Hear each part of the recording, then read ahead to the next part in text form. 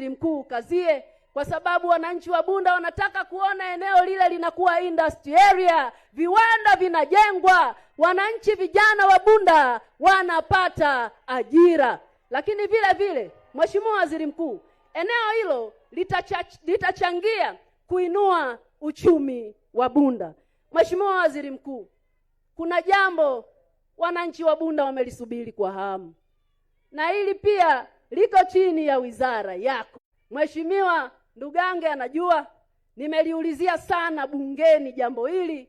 Wananchi wa Bunda wanatamani na wenyewe kwenye mitaa yao kuwe na barabara za lami, wanatamani tuwe na soko la kisasa, wanatamani tuwe na machinjio ya kisasa, wanatamani tuwe na stendi ya kisasa. Mheshimiwa Waziri Mkuu, hili najua wewe una uwezo nalo la kulisemea. Baada ya kusema hayo, Mheshimiwa Waziri Mkuu, asante sana. Mengine wananchi wangu hao wapendwa, baba zangu na mama zangu na wadogo zangu watakuja kuyaeleza. Baada ya kusema hayo, Mheshimiwa Waziri Mkuu, karibu sana, tunakupenda sana, asante sana.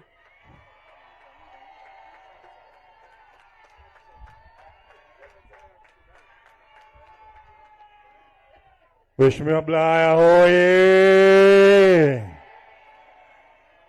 Mbunge wetu jembe si jembe, mtu si mtu, amesema hajasema.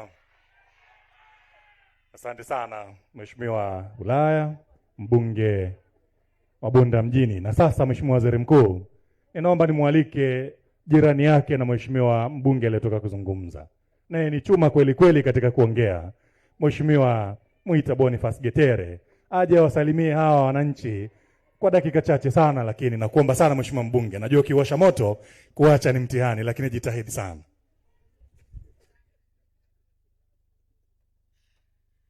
Bunda oye! Kazi na utu. Mama Samia oye! Mama wetu wa taifa oye! Mheshimiwa Waziri Mkuu, kusema kweli, kama leo tungekuwa tunazungumza mchezo, ningekuwa mwenyekiti wa Simba. Maana miguu yote imechoka. Waliposema kwamba huendi jimboni Bunda, wananchi wamepiga simu mpaka nikazima. Wanasema huyu mjukuu wetu tunamtaka, kwa nini kila siku anaenda huko, watu wanaenda mjini, huku vijijini hawada mjini. Mheshimiwa Rugora nimempigia simu akaniambia yuko Ukerewe anatafuta yale vile utamaduni wa vitogoli. Hajaja hapa. Kwa kweli tunakuombea safari njema, unatumikia taifa. Ukirudi mguu wa kwanza Bunda, wa pili Mwibara. Kwa hiyo mzee tunakuombea sana. Mheshimiwa Mwenyekiti, na Mheshimiwa Waziri Mkuu, kwenye jimbo langu, kwa kutokana na kutokuja kwako, unakumbuka kuna wazee walikuja pale na walikuja Bunda ukakaa nao.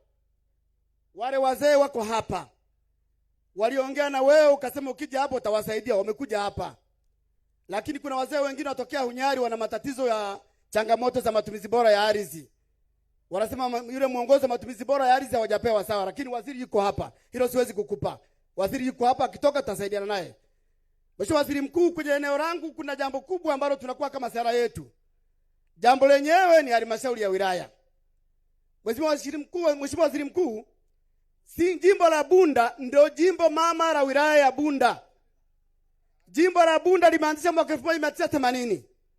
Jimbo la Mwibara limeanza 1995. Jimbo la Bunda mjini 2015. Sasa jimbo ambalo lilikuwa na halmashauri leo halina halmashauri. Leo halmashauri hakuna. Bunda mjini wana halmashauri mpya. Mwibara wana halmashauri mpya. Sisi hata majengo yetu ambayo yako hapa yameota na popo yako hapa, tunasafiri kilomita 140 kwenda kutafuta huduma. Kwa kweli hii haijakaa sawa. Kwa kweli hii haijakaa sawa. Mkurugenzi na mkuu wa mkoa nawashukuru sana. Wameteua siku hizi watu wawili wanakaa hapo Alhamisi peke yake. Wanahudumia wale wakina mama wanaenda kusaini watoto wanaohama. Tunaomba kwa kuwa serikali inasema haina fedha ya kujenga majengo. Majengo sisi tunayo, yako hapa mkuu. Watuteulie mkurugenzi tu akae hapa tusaidie.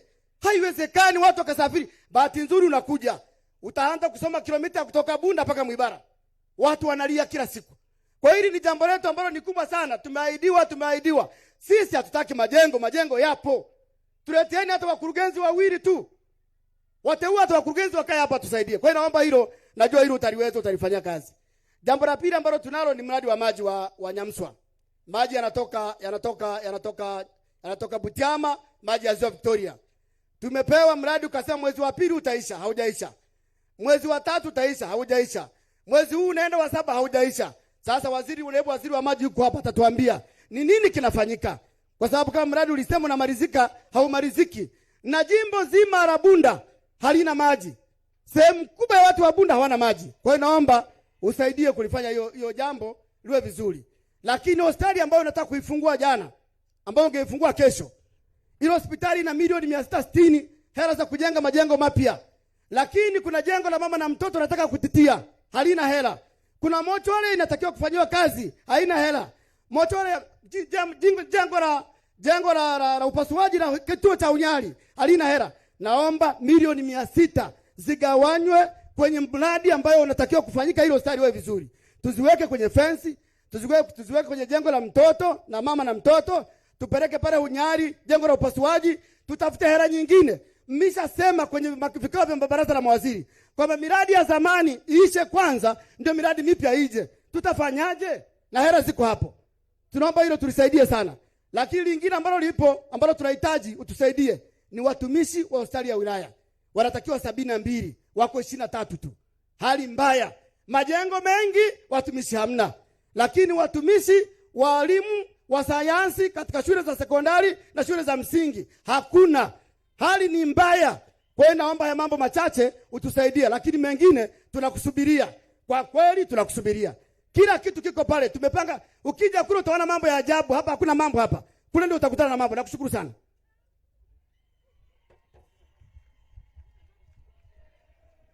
Getere hoye! Bunda safi! Asante sana Mheshimiwa Waziri Mkuu. Baada ya salamu za waheshimiwa wabunge, ninaomba sasa uridhie nialike salamu za waheshimiwa naibu mawaziri, baadhi yao tu ambao pengine watapata wasaa kujibia hoja zilizoibuliwa hapa na waheshimiwa wabunge. Hivyo kipekee ninaomba nimwalike naibu waziri wa ardhi, nyumba na maendeleo ya makazi, Mheshimiwa Kaspa Muya, aje asalimie hadhara hii na kwa kifupi sana ajibie hoja zilizoibuliwa na wabunge. Karibu sana mheshimiwa.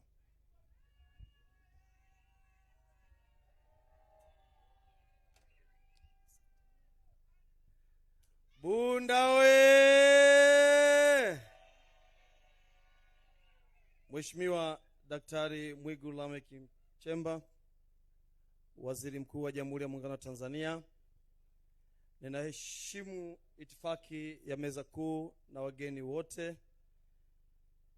Kwa kweli wanabunda, nianze tu kusema mmempata mbunge ambaye anawasemea vizuri sana sana sana. Esther Bulaya, mimi nikikaa kule bungeni na kiti chake tunatazamana hivi, kila siku ni lazima tuongee. Anawahi bungeni, kwa nikifika ananiambia uje kunisalimia hapa, na kweli naenda kumsalimia. Nikimsalimia pale, hoja yake kubwa ni madai ya fidia ya watu wake wa kata ya Nyamtwara. Amesema sana, haitoshi. Wakati najibu maswali mengine ya wabunge wengine kabisa, amesimama mara 2 anauliza lini watu wangu watakuja kulipwa. Haikutosha. Sio alienda kutushtaki, hapana. Alipeleka kero yenu katika ngazi ya bunge. Tukaitwa na spika kama alivyoeleza. Huko ameambatana na baadhi ya wawakilishi wake. Kwa kweli tumpigie makofi sana sana mbunge wetu. Sasa matokeo makubwa ya kazi ambayo ameifanya ndiyo haya ambayo nakuja kuwaambia. Ni kweli Wizara ya Ardhi kushirikiana na Wizara ya Maliasili na Utalii pamoja na Wizara ya Fedha iliunda timu ikaja kwenye eneo ambalo amelisemea hapa Mheshimiwa Waziri Mkuu. Jambo hili ilikuwa ni maelekezo na maamuzi ya Baraza la Mawaziri, ambapo eneo hilo lilitwaliwa, na kwa kufuata sheria kabisa ya utoaji wa maeneo, fidia hiyo ililipwa. Wastani wake ilikuwa ni bilioni 54, lakini ililipwa bilioni kama 48. Na kulikuwa na sababu kwa nini hela hiyo ingine haikulipwa. Lakini kufuatia malalamiko ambayo wananchi walikuja kueleza tuna haki ya kulipwa, ndiyo timu hiyo sasa imekuja kuangalia huo uhalali ni upi na kwa kiasi gani. Taarifa hiyo ipo ofisini, imekabidhiwa kwa mawaziri hawa, wanasubiri kutoa maamuzi. Mimi nimepanga kwa maelekezo yako Mheshimiwa Waziri Mkuu, nije tena mkoa huu na nitatembea majimbo yote. Katika majibu ambayo nitakuja kuyatoa hapa ni matokeo ya kamati hiyo, na nitakuja kuyasema kwenye vikao ambavyo nitaitisha mkutano wa hadhara, nitakuja kueleza. Lakini ni jambo ambalo ni la ukweli, serikali imelipokea na imelifanyia kazi, na ripoti tayari na majibu nitakuja kuyatoa, na kinachoendelea chote tutakuja kuona kwenye kikao ambacho nitakuja kukieleza. Ile ni taarifa ya mawaziri watatu, ndiyo maana nimesema siwezi kuisema hapa mpaka wale mawaziri watatu wenyewe wakubaliane, na mimi nitakuja kuleta mrejesho wa jambo hilo. Kuhusu swala la upangaji kwenye halmashauri zingine ambazo zina sura ya maeneo yao ya kuwa ya vijijini, tumegundua baada ya kupata maelekezo kutoka kwa Daktari Mwigulu Lameck Nchemba, ardhi za vijiji vyote vitapimwa baada ya kupanga matumizi hayo. Kwa hiyo ombi la Mheshimiwa mbunge kaka yangu Getere, tutakuja kwenye vijiji vyote, na fedha tayari Daktari Samia Suluhu Hassan ameshavitoa shilingi bilioni 38 kwa ajili ya kupanga vijiji hivi. Kwa hiyo tutakuja na vijiji vyako vitaingia kwenye mpango huo. Hakutakuwa tena na changamoto za magomvi ya mipaka. Kuhusu magomvi au la, changamoto zinazotokana na maeneo yaliyo mjini, Tanzania hapa katika ardhi yote 10% ni ardhi ya jumla ambayo kubwa iko mjini, ikiwemo hapa Bunda. Kuna changamoto ya kugombania mipaka na kuna changamoto za kuzulumiana ardhi au uwepo wa kumpa mtu ardhi ambayo sio ya kwake. Jambo hilo tunaenda kulikomesha, kwa sababu ardhi yote hiyo 10% ya mijini au ardhi ya jumla tunaenda kuipanga, tutaipima na tutaimilikisha. Hakutakuwa na mtu yoyote ambaye atapata hati kwenye eneo ambalo tayari lina hati, kwa sababu kupitia Daktari Samia Suluhu Hassan tumetengeneza mfumo wa ardhi ambao hakutakuwa na uwezo tena wa kutengeneza hati nyingine juu ya hati. Haiwezekani. Ombi langu kwa wenye viti wa vijiji wote Tanzania, tuache kuuza kiolela ardhi ya vijiji. Tumegundua kuna changamoto kubwa inayotokana na viongozi wetu wa vijiji kuuza ardhi au kuwanyang'anya watu kwa kutumia sababu zingine zote zile. Kuna utaratibu wa kutoa ardhi na kuna utaratibu wa kuuza ardhi ya kijiji. Ni marufuku kuuza kinyemela. Hiyo ndio inasababisha magomvi yasiyoisha katika vijiji vyetu. Lakini lingine watu tunapenda sana kukimbilia mahakamani. Unaona kabisa wewe una nguvu ya kifedha, unaenda kuzusha mgogoro wa umiliki wa ardhi, alafu unakimbilia mahakamani, unaenda kumshinda mahakamani. Tumepata malalamiko mengi sana ya kesi ziko mahakamani za ardhi, lakini ukisikiliza ni kesi ambazo ni za kupika. Naombeni wa Tanzania wenzangu, ardhi hii ni ya watu wote, sio ya watu wachache. Leo hii niko hapa, Mheshimiwa Waziri Mkuu, niko tayari kupokea maelekezo yako, lakini nitazungumza na watu wote ambao wana changamoto za ardhi, niwasikilize, na kama muda hautatosha, na waahidi kuja tena kufanya mkutano wa hadhara siku ambayo nitakubaliana na mbunge ili tumalize hizi changamoto. Baada ya kusema hayo, naendelea kumshukuru sana dangu Esther kwa kutuvumilia, lakini serikali iko kazini na inafanya kazi, na matatizo ya fidia yatakuwa yameisha ndani ya mwezi huu wa 7. Asante sana Mheshimiwa Waziri Mkuu.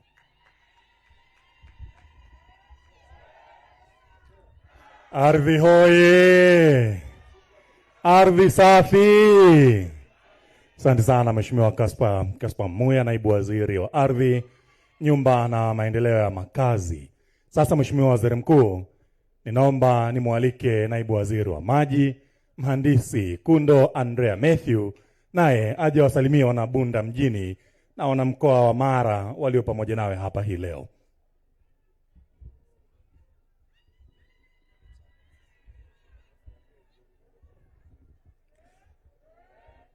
Bunda oye! Dr. Mwigulu oye! Dr. Samia oye! Esther Bulaya oye! Boniface Getele oye! Mheshimiwa Waziri Mkuu Daktari Mwigulu Lameck Nchemba, nitambue uwepo wa Kanali Evans Mtambi, nitambue itifaki yote, lakini bila kusahau waheshimiwa wabunge wote wa mkoa wa Mara ambao wameungana nawe katika ziara hii. Mheshimiwa Waziri Mkuu, mkoa wa Mara, wakati nikiwa Tarime, nilisema kwamba wabunge wa mkoa huu wamekaa kimkakati. Lakini pamoja na kwamba wabunge wote wamekaa kimkakati, lakini wa hapa Bunda ni hatari kweli kweli. Wamenyoka kweli kweli, hawana hata sababu ya kuzunguka zunguka, wananyosha maneno. Nimemwona Getty anavyotoa maelekezo. Mheshimiwa Waziri Mkuu, tunayapokea kwa ajili ya kuhakikisha kwamba wao wanaongozana na wananchi waliowaamini, wapo kwa ajili ya kutekeleza ilani ya uchaguzi ya Chama cha Mapinduzi, lakini kikubwa wapo kwa ajili ya kusema changamoto zinazowagusa wananchi wao. Mheshimiwa Waziri Mkuu, nianze na swala la Mheshimiwa Boniface Getele ambalo ameliongelea hapa. Mheshimiwa Waziri Mkuu, Mheshimiwa Boniface Getele alikuja na madiwani wake wote Dodoma. Mimi binafsi pamoja na Mheshimiwa Getele na madiwani wake wote tulikaa ofisini pale Wizara ya Maji.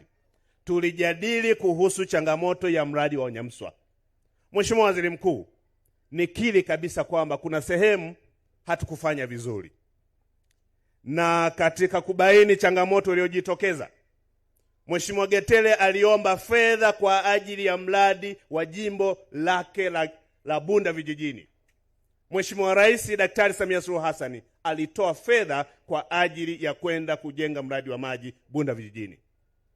Lakini kwa sababu ambazo hatukuzielewa vizuri, kuna watu badala ya kuendelea na mradi wakasema kwamba wamesevu kiwango fulani cha pesa, hivyo wanataka kujenga gorofa hapa Bunda mjini kwa ajili ya mamlaka ya maji.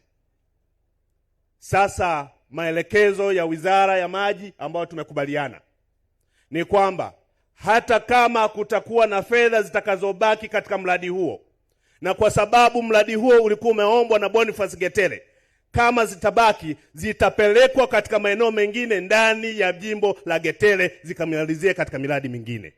Hakuna sababu. Wananchi hawahitaji kunywa majengo, wanahitaji kunywa maji. Hatuwezi kabla ya mradi haujakamilika wa maji tunaanza kujenga gorofa.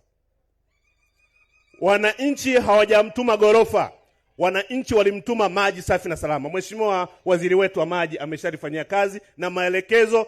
Watendaji wetu muelewe hilo gorofa kama mnalipenda sana kuliko maji ya wananchi, basi mtatafuta fedha ambazo mtaenda kujenga hilo gorofa, lakini tunataka mradi wa wananchi ambao Daktari Samia Suluhu Hassan amewaahidi wananchi lazima uanze kutoa matokeo, na baada ya hapo mtafikiria mengine ambayo mmepanga.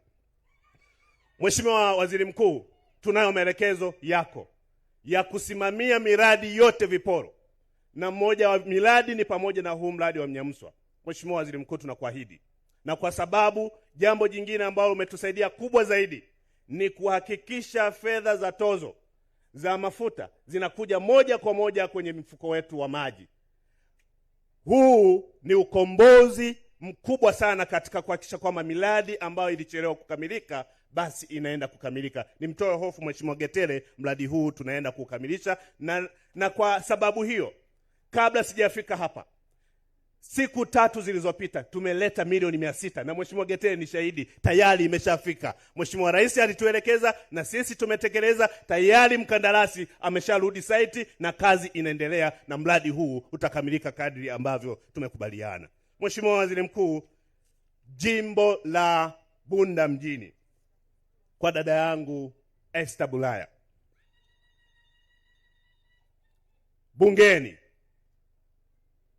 bunge la 13 katika mkutano wa 3 ameuliza maswali ya maji si chini ya mara 16.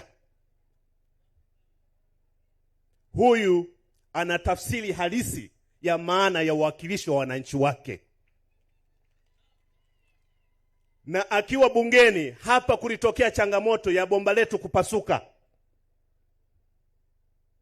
na baada ya kupasuka akasimama bungeni baada ya kupokea maelekezo hayo ya mheshimiwa mbunge wenu, na sisi tulitafuta fedha za dharura ili kuja kuanza kurekebisha mradi huu wa kubadilisha bomba kwenda bomba hili la GRP, ambapo zaidi ya kilomita 2.1 sasa tayari tumesharekebisha. Kwa hiyo tuko 50% kwa sababu iko katika kilomita 4. Tunaamini kwamba kiasi cha bilioni 1.4 Mheshimiwa Rais ameshalizia tulete katika kuhakikisha kwamba bomba hili linarekebishwa. Lakini pia tunao mradi mwingine unaoendelea, mradi wa mtandao kwenda Waliku. Mheshimiwa Rais ametuelekeza tulete fedha ambayo kiasi cha bilioni 1.62 tutazileta, na mradi huu utakamilika. Hivi sasa umeshafikia 46%. Mheshimiwa Waziri Mkuu, tunaendelea kupanua mtandao wa maji. Mji wa Bunda unakuwa. Hivyo tumeelekezwa na Mheshimiwa Rais baada ya kupokea maombi ya Mheshimiwa Esther Bulaya, tuhakikishe mtandao kwenda eneo la Kisangwa. Tunahakikisha kwamba tunaleta fedha kiasi cha milioni 716 ili wananchi wa Kisangwa wapate huduma ya maji safi na salama. Mheshimiwa Waziri Mkuu, sambamba na hilo, tunatambua kwamba unapozalisha maji safi na salama kuna probability ya 80% kuzalisha maji taka.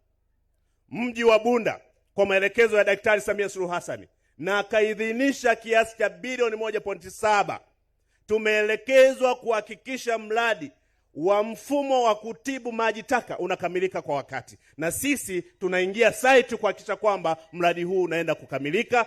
Lengo na madhumuni ni kufanya mji wetu uendelee kuwa safi na salama na kuondokana na magonjwa ya milipuko ambayo yangeweza kuchangiwa na uchafuzi wa mazingira kutokana na maji yaliyotumika. Mheshimiwa Waziri Mkuu, bajeti ya mwaka 26-27 mpango wetu wa serikali, kutokana na maombi ya Mheshimiwa Esther Bulaya, ninayo habari njema ya maelekezo ambayo tumesisitizwa na Mheshimiwa Rais. Bunda mjini tunaenda kuishughulikia kweli kweli, tunaenda kushughulika nayo kweli kweli, na ndio maana tumeanza kwa kubadilisha hata watendaji. Mtendaji wa mamlaka ya maji tumeleta mtu mwingine, tuna injinia mpya hapa, lakini pia hata kule vijijini tumebadilisha, tumeleta mwingine. Lengo ni kuleta tija Lengo ni kuhakikisha kwamba ufuatiliaji na usimamizi wa miradi hii unaenda kwa kasi na kwa maelekezo na ubora unaotakiwa na thamani ya pesa iweze kuendelea kuonekana. Mheshimiwa Rais amekubali maombi ya Mheshimiwa Esther Bulaya. Tulete kiasi cha bilioni 9.521 kwa ajili ya kuchakaza mji wa Bunda mjini na maeneo ya Mchalo, Bukole, Mihale, Nyamatoke, Nyamilama, kote huko maeneo yote ya mheshimiwa mpaka tunaenda kwa Mheshimiwa Getere kule. Lengo ni kuhakikisha kwamba wanabunda ambao wako karibu na Ziwa Victoria hawawi sehemu ya malalamiko kwamba hawapati maji safi na salama. Mheshimiwa Rais ameweka wazi kabisa dhamira yake ni ya kweli kabisa ya kuwatumikia Watanzania. Dhamira yake ni kuhakikisha kwamba sera yetu ya mwaka 2025 ya kuhakikisha upatikanaji wa maji safi na salama na kwa mji wa Bunda ufikia 95%. Sisi wasaidizi wake tumekaa mguu sawa, na kwa usimamizi wako Mheshimiwa Waziri Mkuu tutahakikisha kwamba hatukuangushi Mheshimiwa Waziri Mkuu, na tuhakikisha kwamba miradi hii inaenda kukamilika kwa wakati na kuhakikisha kwamba inatoa matokeo yaliyotarajiwa kwa wananchi. Mheshimiwa Waziri Mkuu, kwa sababu ya muda, nipende kusema kwamba maelekezo yako na changamoto ambazo zinaendelea kujitokeza, na kwa maelekezo yako kwamba tutabaki kesho kwa ajili ya maeneo mengine, tutaendelea kufanya hivyo. Lakini kwa Bunda naomba niwahakikishie maelekezo ya rais wetu kipenzi amesema kwamba Bunda haitakiwi kulalamika kuwa na changamoto ya maji, na sisi wizara yetu ya maji chini ya Mheshimiwa Jumaa Hamidu Aweso tumejipanga, hatutokuwa kikwazo cha wanabunda kunywa maji safi na salama. Mheshimiwa Waziri Mkuu, nakushukuru sana kwa fursa hii, asante sana. Maji hoye! Maji safi! Mheshimiwa Waziri Mkuu, mara baada ya maneno hayo ya Mheshimiwa Naibu Waziri wa Maji, ninaomba uridhie sasa nimwalike Naibu Waziri katika ofisi yako anayoshughulika masuala ya TAMISEMI, Daktari Festo Dugange, naye aje azungumze na wanabunda mjini na ajibie hoja hapa ambazo zimeibuliwa na waheshimiwa wabunge. Pasina shaka hoja ya Mwita Getere itajibiwa vile vile. Mheshimiwa Naibu Waziri wa TAMISEMI oye! Karibu sana Mheshimiwa Naibu Waziri. Bunda oye! Dr. Mwigulu Lameck Nchemba oye! Dr. Samia Suluhu Hassan oye! Mbunge wetu chuma cha pua Esther Bulaya oye! Asanteni sana Mheshimiwa Dr. Mwigulu Lameck Nchemba, Waziri Mkuu wa Jamhuri ya Muungano wa Tanzania, na kwa heshima kubwa nitambue itifaki ya jukwaa kuu, waheshimiwa viongozi wote wa chama na serikali na viongozi wa kiroho mliopo, na ndugu wananchi wote wa Bunda mjini, na hamasa bila kuwasahau kwa vibe kubwa lakini kipekee sana Mheshimiwa mbunge wa jimbo la Bunda mjini na Mheshimiwa mbunge wa jimbo la Bunda pamoja na waheshimiwa wabunge wote wa mkoa wa Mara na majimbo ya jirani. Mheshimiwa Waziri Mkuu, ninayo heshima kubwa kwanza kukushukuru kwa kunipa fursa hii ya kutoa salamu chache kwa wananchi wa Bunda kwa niaba ya ofisi yako ya Waziri Mkuu, Tawala za Mikoa na Serikali za Mitaa.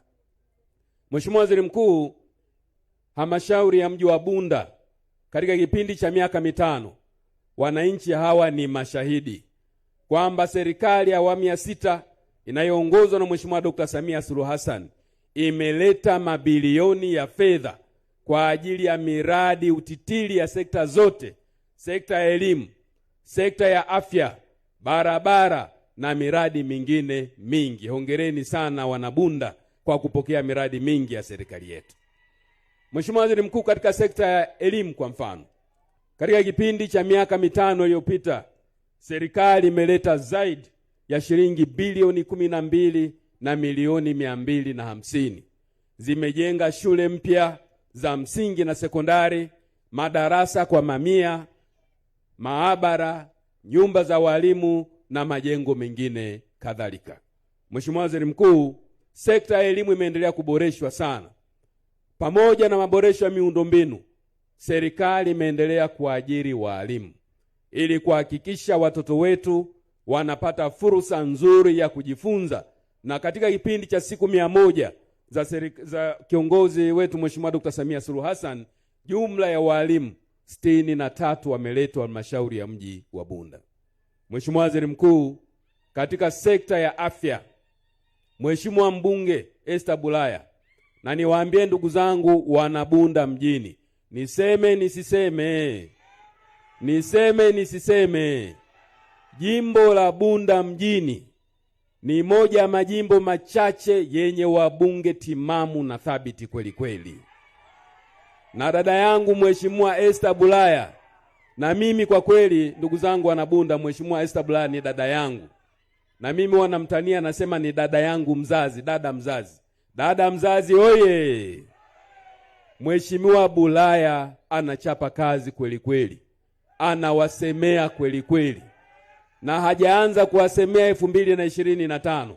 Mimi nakumbuka tangu 2020 kuja 25 akiwa mbunge wa viti maalum, bado kila akisimama alipaza sauti na aliwasemea wananchi wa Bunda mjini. Hongera sana Mheshimiwa Esther Bulaya, na hongereni sana wananchi wa Bunda mjini. Mheshimiwa Waziri Mkuu, Mheshimiwa mbunge alipaza sauti kwa niaba ya wananchi wa Bunda mjini kwa Mheshimiwa Rais Dr. Samia Suluhu Hassan kuomba ujenzi wa hospitali ya halmashauri ya mji wa Bunda. Ujenzi wa majengo, ukarabati, na Mheshimiwa Rais alileta hapa fedha takriban shilingi bilioni 2 na milioni 845. Zimepelekwa kwenye hospitali yetu ya mji wa Bunda, kazi imefanyika, lakini tunafahamu kama ambavyo Mheshimiwa mbunge amesema, bado kuna uhitaji wa majengo mengine. Bado tunahitaji kujenga incinerator, tunahitaji kukamilisha majengo mengine, na mimi niwahakikishie ndugu zangu wana Bunda mjini kwamba tayari tumeweka kwenye mpango katika mwaka huu wa fedha 26-27 hospitali ya halmashauri ya Bunda mji imetengewa shilingi milioni 700 na italetwa kwa ajili ya kukamilisha majengo katika hospitali yetu. Mheshimiwa Waziri Mkuu, kumekuwa na uhitaji mkubwa wa vituo vya afya na zahanati, na dhamira ya serikali ni kusogeza huduma za afya karibu zaidi na wananchi. Na sera yetu ni kwamba mwananchi apate huduma za afya ndani ya umbali wa kilomita 5. Katika jimbo hili la Bunda mjini, Mheshimiwa Waziri Mkuu na wananchi wa Bunda mjini, Mheshimiwa Rais Dr. Samia Suluhu Hassan amefanya kazi kubwa. Ameleta fedha kwa ajili ya ujenzi wa vituo vya afya takriban shilingi milioni 640, na kazi zimeendelea kufanyika. Viko vituo ambavyo vimekamilika, lakini viko ambavyo havijakamilika. Niwahakikishie vituo vya afya ambavyo havijakamilika tutaendelea kuviweka kwenye mpango wa serikali kila mwaka kuhakikisha tunavikamilisha, tunaleta vifaa tiba na watumishi, lakini tunaendelea na kuainisha kata za kimkakati kwa ajili ya kujenga vituo vipya vya afya ili kusogeza huduma karibu na wananchi wa Bunda. Mheshimiwa Waziri Mkuu, kwenye eneo la zahanati katika miaka 5 iliyopita wananchi walianza ujenzi wa maboma ya zahanati. Na serikali kwa kutambua umuhimu huo kupitia sauti ya Mheshimiwa mbunge Esther Bulaya ilileta shilingi milioni 640 kwa ajili ya kukamilisha zahanati mbalimbali. Zipo zilizokamilika, zipo ambazo zinaendelea na ukamilishaji, na tutaendelea kutenga budget kuhakikisha maboma ya zahanati yanakamilishwa na wananchi wa Bunda mjini wanafurahia matunda mazuri ya serikali yetu ya awamu ya 6. Mheshimiwa Waziri Mkuu, katika sekta ya barabara, Mheshimiwa Waziri Mkuu, jimbo la Bunda mjini ni moja ya majimbo ambayo bajeti ya barabara za TARURA imeendelea kuongezeka mwaka hadi mwaka. Kutoka shilingi bilioni 1 milioni 420 mwaka wa fedha 2020-21 mpaka takribani bilioni 4 na milioni 240 mwaka wa fedha huu 26-27. Lakini Mheshimiwa Waziri Mkuu, Mheshimiwa mbunge mara kadhaa amefuatilia hitaji muhimu la wananchi wa Bunda mjini kupitia mradi wa TACTIC awamu ya 3. Na mimi naomba niseme, Mheshimiwa Waziri Mkuu, kwa sababu Mheshimiwa mbunge ameuliza mara kadhaa bungeni kuhusiana na lini mradi huu unaanza kutekelezwa. Naomba ndugu zangu wananchi wa Bunda mjini niwaambie, niseme nisiseme? Niseme nisiseme? Mheshimiwa mbunge amepaza sauti kwa Rais Dr. Samia Suluhu Hassan. Na Mheshimiwa Rais ameingiza halmashauri ya mji wa Bunda kwenye mradi wa TACTIC ambao uko awamu ya 3.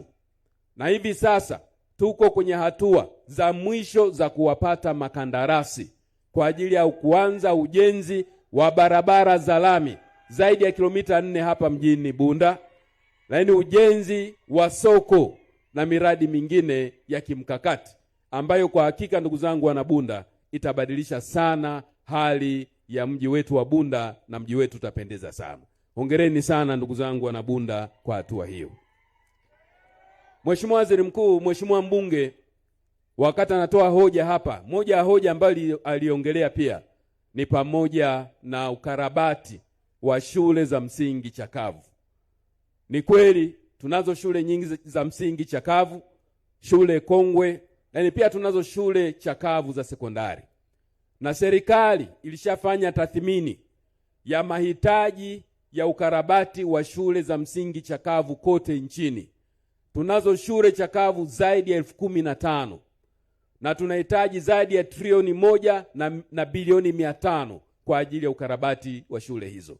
Ndugu zangu wana Bunda, tayari ofisi ya Waziri Mkuu TAMISEMI tumekwisha wasiliana na wenzetu ofisi ya Rais mipango na uwekezaji na Wizara ya Fedha na tume ya mipango.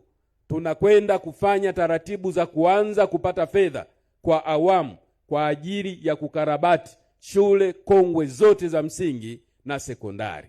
Na shule kongwe za msingi katika jimbo hili la Bunda mjini, Mheshimiwa Esther Bulaya alishaziwasilisha tena kwa maandishi na tayari tumeziweka kwenye mpango na tutatoa kipaumbele kuhakikisha zinapata fedha mara mradi huo utakapoanza kwa ajili ya ukarabati. Lakini Mheshimiwa Waziri Mkuu, nitoe wito pia kwa wakurugenzi wetu wa halmashauri kote nchini. Wakati tunasubiri taratibu za bajeti ya serikali kuu, waendelee kwa awamu kutenga fedha za mapato ya ndani angalau kukarabati baadhi ya shule ambazo ziko ndani ya uwezo wao, wakati tunaendelea na hatua ya kutenga fedha kupitia serikali kuu. Mheshimiwa Waziri Mkuu, Mheshimiwa mbunge wa jimbo la Bunda kaka yangu Boniface Mwita Getere amesema, kwanza ni kweli kwamba halmashauri ya Bunda ilipata fedha kwa ajili ya ujenzi wa hospitali ya halmashauri. Na mimi kwa bahati nzuri nilifanya ziara miaka 2 iliyopita. Tulishirikiana vizuri na Mheshimiwa mbunge Getere, tulikagua majengo ya hospitali ya halmashauri ya Bunda. Yako majengo yaliyokamilika, lakini yako majengo ambayo bado hayajakamilika, likiwemo jengo la mama na mtoto na majengo mengine ambayo Mheshimiwa mbunge ameyataja. Naomba niwahakikishie Mheshimiwa Getere kwamba ulikwisha wasilisha hoja hizo na tayari tuna mpango wa awamu ya 2 ya ukamilishaji wa hospitali zote zilizojengwa awamu ya kwanza ambazo hazijakamilika, pamoja na vituo vya afya kikiwemo kituo cha afya cha Hunyari. Kwa hiyo naomba nikuhakikishie Mheshimiwa mbunge kwamba tutahakikisha tunatoa kipaumbele kwenye ujenzi na ukamilishaji wa hospitali hizo ili ziweze kutoa huduma zinazotarajiwa kwa wananchi wa Bunda.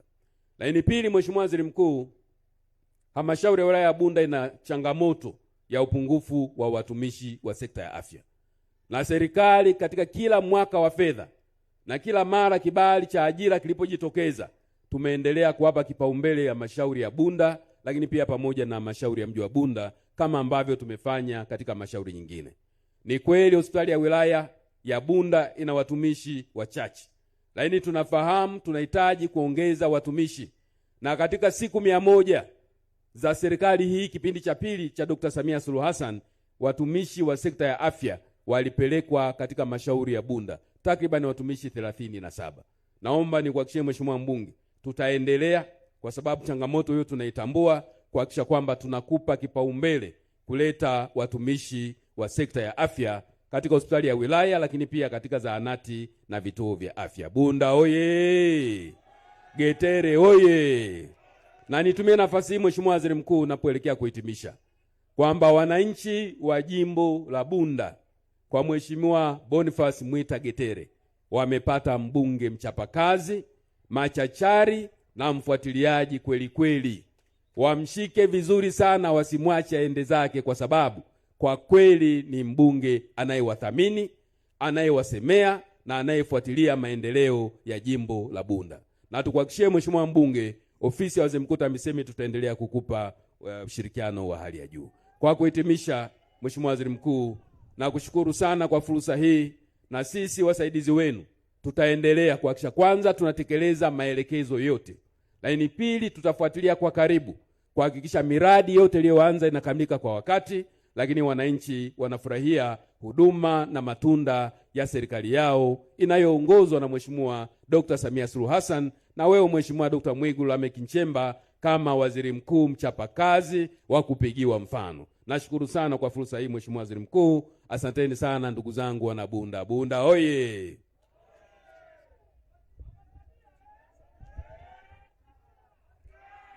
TAMISEMI hoye!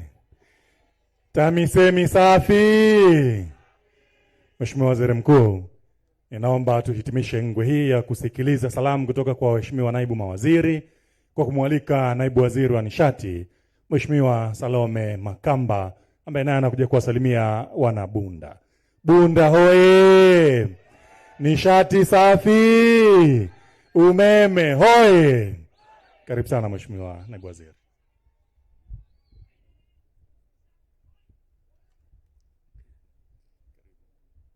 Waziri Mkuu wa Jamhuri ya Muungano wa Tanzania Daktari Mwigulu Lameck Nchemba, Mheshimiwa Mkuu wa Mkoa wa Mara, Mheshimiwa Mwenyekiti wa Mkoa wa Mara Chama cha Mapinduzi, manaibu waziri wenzangu, waheshimiwa wabunge wenzangu, kamati ya ulinzi na usalama pamoja na meza kuu, waheshimiwa madiwani, wananchi wa Bunda mjini. Bunda oye! Asalamu alaikum. Bwana Yesu asifiwe. Mheshimiwa Waziri Mkuu, nakushukuru sana kwa kutualika sisi mawaziri ambao ni wasaidizi wako tuweze kukusaidia kazi hii kubwa ya kutatua kero za Watanzania, lakini pia kukusaidia kufafanua mambo mazuri ambayo serikali yetu ya Chama cha Mapinduzi na serikali yetu ya Daktari Samia Suluhu Hassan inatekeleza katika nchi yetu. Mheshimiwa Waziri Mkuu, labda nianze kwa kusema nimekusikiliza mahali pengi ukizungumza pamoja na Watanzania. Na kubwa ninaolichukua kutoka kwako nikiwa kama mwanamke kijana katika nchi hii, umekuwa ukitusisitiza kwamba serikali yetu ni sikivu, serikali yetu inatupenda na tutembee kifua mbele. Mheshimiwa Waziri Mkuu, mimi nitayaongezea wino maneno yako kwa udhibitisho mdogo tu kutoka Wizara ya Nishati.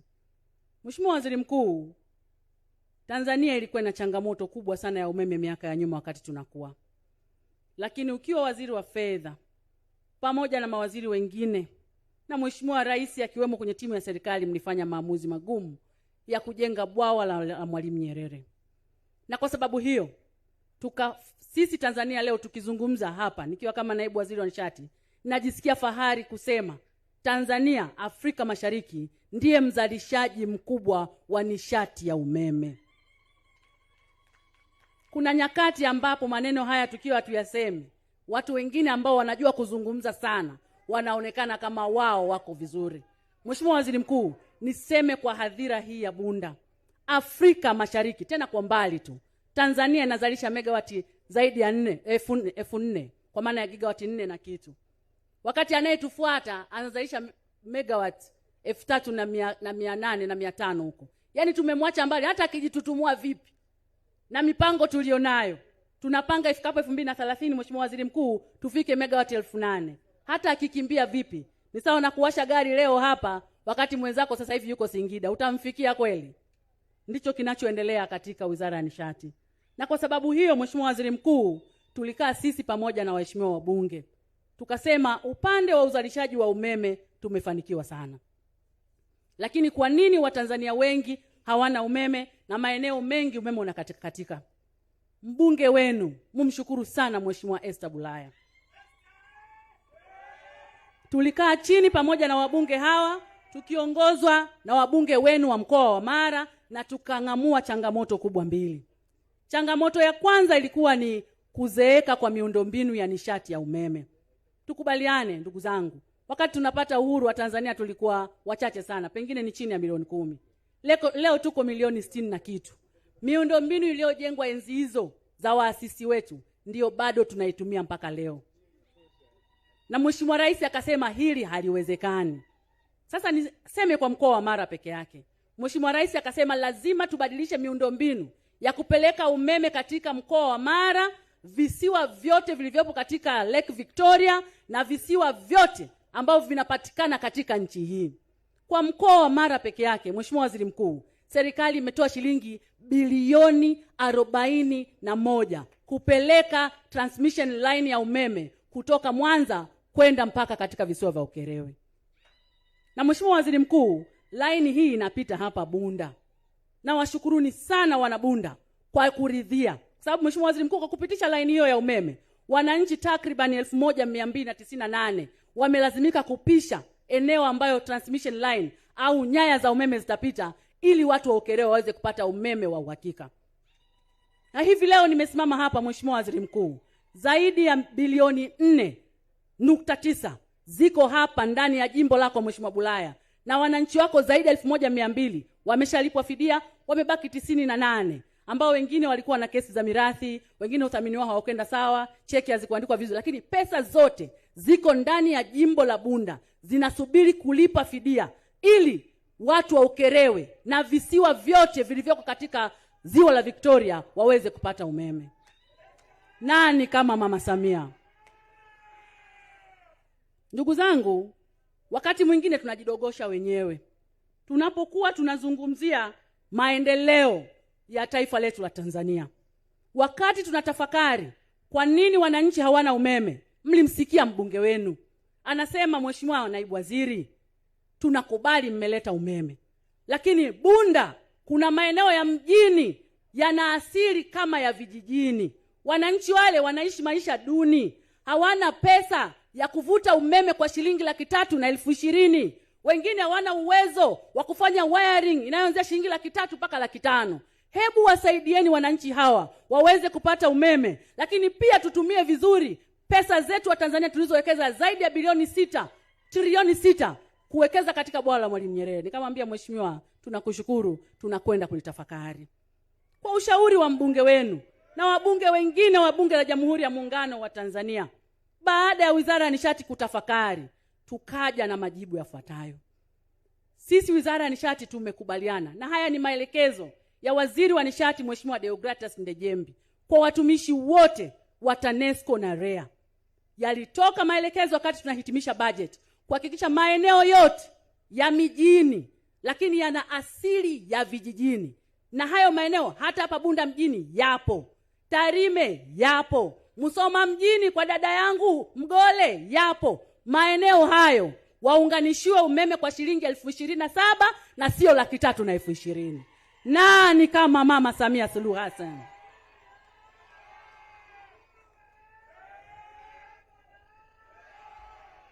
Ndugu zangu, tusijidogoshe. Uwezo wa kusambaza umeme katika nyumba zote, Mheshimiwa Waziri wa Nishati alisema wakati mwongozo na sera ya Wizara ya Nishati ilikuwa nasema lazima ufanye wiring nyumba nzima, akasema hapana. Mtu akifanya wiring sebuleni aingiziwe umeme, akifanya wiring jikoni aingiziwe umeme. Taa ziwake kwenye nyumba, zaidi ya megawati 4,500 zilizoko bwawa la Mwalimu Nyerere zitumike kuwanufaisha Watanzania waepukane matumizi ya kuni, mikaa na vibatari. Bunda oye! Bunda safi! Tukaenda kwa Mheshimiwa Getere kule kwake Bunda vijijini. Yeye kwake kitongoji kimoja yani kitongoji kimoja lakini ukikigawa ni kama vitongoji 9 mpaka 10. Akasema, Mheshimiwa, ukisema tunaangalia vitongoji, wananchi wengi hawatafikiwa na umeme. Nikasema mimi ni nani nipingane na maelekezo ya msimamizi mkuu wa shughuli za serikali bungeni na kwenye nchi yetu, nipingane na Mheshimiwa Rais. Hivi leo tunazungumza hapa, Mheshimiwa Getere hatujaja Bunda vijijini, lakini tukija tutazungumza zaidi. Timu ya REA iko pale, wanafanya tathmini ya wananchi wa Bunda vijijini, wako wangapi wanahitaji umeme, na umeme utakwenda, wananchi watawasha taa, wananchi watapikia nishati ya umeme, na Tanzania itang'ara. Mara oye! Mheshimiwa Waziri Mkuu, sikutaka niseme mengi, lakini naungana na wewe. Tutembee kifua mbele, tujivunie kazi kubwa inayofanywa na serikali yetu ya Jamhuri ya Muungano wa Tanzania. Tumlinde na kumwombea rais wetu, jemedali wetu Daktari Samia Suluhu Hassan, kwa sababu anayeyafanya kwenye nchi hii, wako wengi walitamani kufanya hawakufikia, na maeneo mengi wanatamani akawafanyie, kwa sababu ni rais wetu, tutamlinda kwa wivu. Baada ya kusema hayo, Mheshimiwa Waziri Mkuu, nakushukuru sana na Mwenyezi Mungu akubariki. Nishati hoye! Mheshimiwa Makamba safi! Asante sana Mheshimiwa Waziri Mkuu.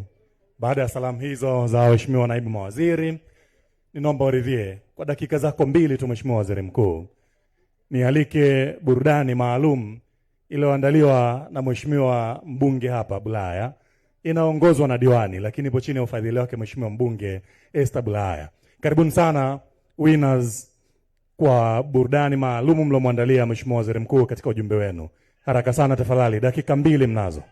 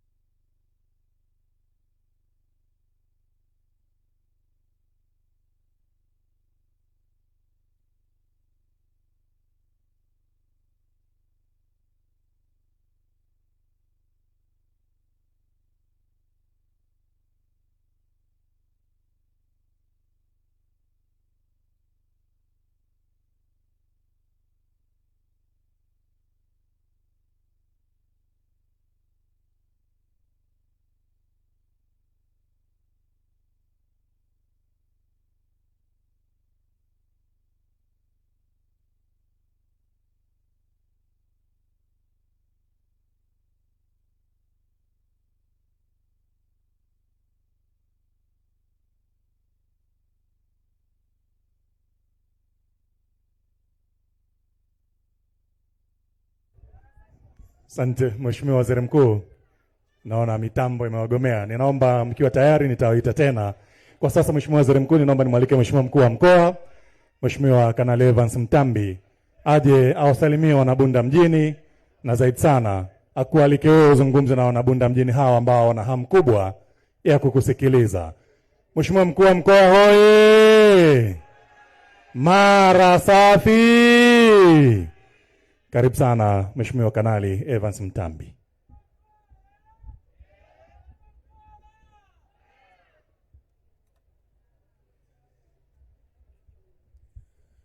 Mara hoye!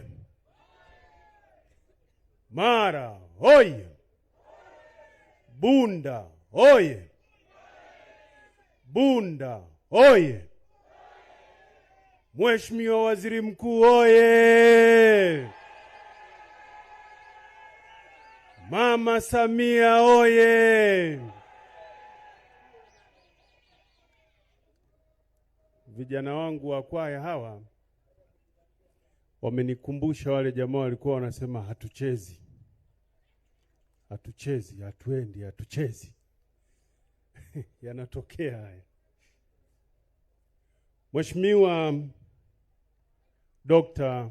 Mwigulu Lameck Nchemba, Waziri Mkuu wa Jamhuri ya Muungano wa Tanzania, kwa sababu ya muda naomba niasili itifaki iliyotambulishwa na katibu tawala wa mkoa, lakini ikiwa na marekebisho kidogo, naomba nitambue uwepo wa Mrida Mshota, mwenyekiti wa wafugaji taifa, ambaye pia ni mwenyeji wa Bunda. Karibu sana mwenyekiti. Mheshimiwa Waziri Mkuu, niseme tu kwamba mimi kwa itifaki sipaswi kuzungumza mengi. Huu si uwanda wangu kabisa. Na ninavyowatizama wananchi wale, wana kiu na shauku kubwa ya kukusikiliza wewe Mheshimiwa Waziri Mkuu, kiu na shauku ambayo hata mimi ninayo. Kwa hiyo nisingependa nipoteze muda hata kidogo, lakini naomba nitumie sekunde moja kusisitiza jambo moja tu. Mheshimiwa Waziri Mkuu, mji wa Bunda ni lango la mkoa wa Mara. Kwa maana mtu yeyote anayeingia mkoa wa Mara akitokea Lamadi, senta ya kwanza anayokutana nayo ni Bunda. Kwa hiyo Bunda inautambulisha mkoa wa Mara ukoje. Sisi katika ngazi ya mkoa ni matamanio yetu sura ya Bunda ifanane na sura ya mbunge wa Bunda. Kwa namna sura yake ilivyo nzuri, alivyo mchapakazi, basi mrembo huyo, sura yake hiyo, basi isadifu mazingira ya Bunda. Ili mtu anapokuja sasa anaingia Mara, akifika katika mji wa Bunda, ajue kweli ameingia kwenye mkoa wa watu ambao ni wachapakazi, watu ambao wana uwezo, watu ambao wanajituma, na ni mkoa wa watu ambao ni mabilionea watarajiwa wengi sana. Nimefarijika niliposikia maelezo aliyoyatoa Naibu Waziri TAMISEMI. Asante, naona nanong'onezwa hapa nisitumie muda mrefu ambao mimi siuhitaji kabisa, sina ya kusema. Kwa hiyo nimefarijika kusikia hapa mradi ule wa TACTIC soon uta take off. Ni faraja kubwa sana kwa Wanamara, sio Bunda tu, ni kwa Wanamara, ni faraja kubwa sana. Kama serikali ya mkoa tutaendelea na sisi kutizama hilo linakuaje, ili basi mkoa wetu na mji wetu huu ambao ni taswira ya mkoa uwe katika hali ambayo tunaona inastahili. Lakini nitakuwa mchoyo wa fadhila kama sitatoa sifa stahiki kwa baraza la madiwani la mji wa Bunda. Mheshimiwa mbunge amewaita kikosi cha Barcelona, lakini amekosea. Hiki ni kikosi cha Yanga, na mheshimiwa mbunge mwenyewe ndo Djugu Diarra. Ni kikosi cha Yanga hiki, ni wachapakazi, wafuatiliaji kweli kweli. Lakini mwenyekiti wao mwanamama, tafadhali, ni mchapakazi. Nadhani unaona hata nguo aliyovaa ile ni nguo ya ushindi. Baraza hili liko vizuri, ni waombe waendelee kuchapa kazi hivyo hivyo, kwa sababu wanakwenda vizuri. Naona kina Okelo wako wengi mle ndani. Mheshimiwa Waziri Mkuu, baada ya kusema hayo, niendelee kusisitiza mimi ni mchochole tu. Wewe ndo Bangosilo mwenye hadhira hii. Kwa machache hayo naomba sasa nikualike kwa heshima na taazima, Mheshimiwa Waziri Mkuu, ili uweze kuongea na hadhara hii. Asante sana. Wote tuinuke wote tafadhali, wote tuinuke. Bunda hoye! Punga mkono namna hii kwa Mheshimiwa Waziri Mkuu. Waziri Mkuu hoye! Dkt. Mwigulu safi! Karibu sana Mheshimiwa Waziri Mkuu. Asante, naomba tukae.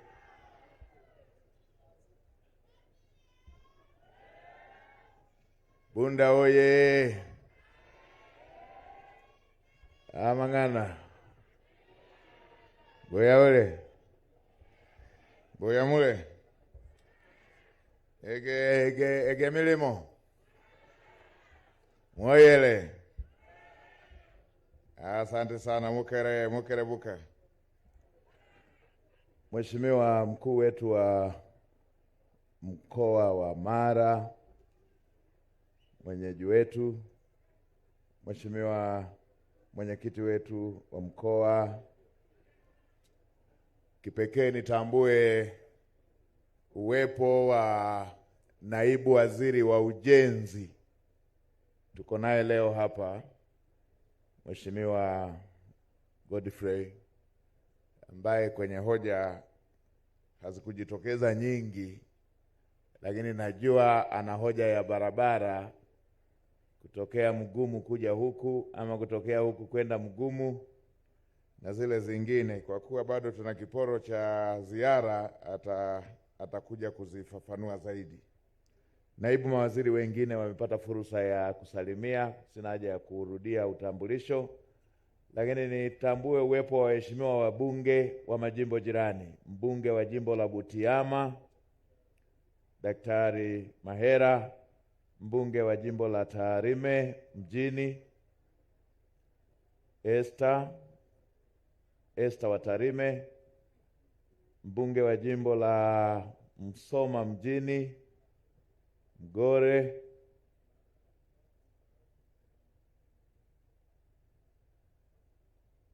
na mbunge asiye na jimbo, mkurugenzi wa hapa.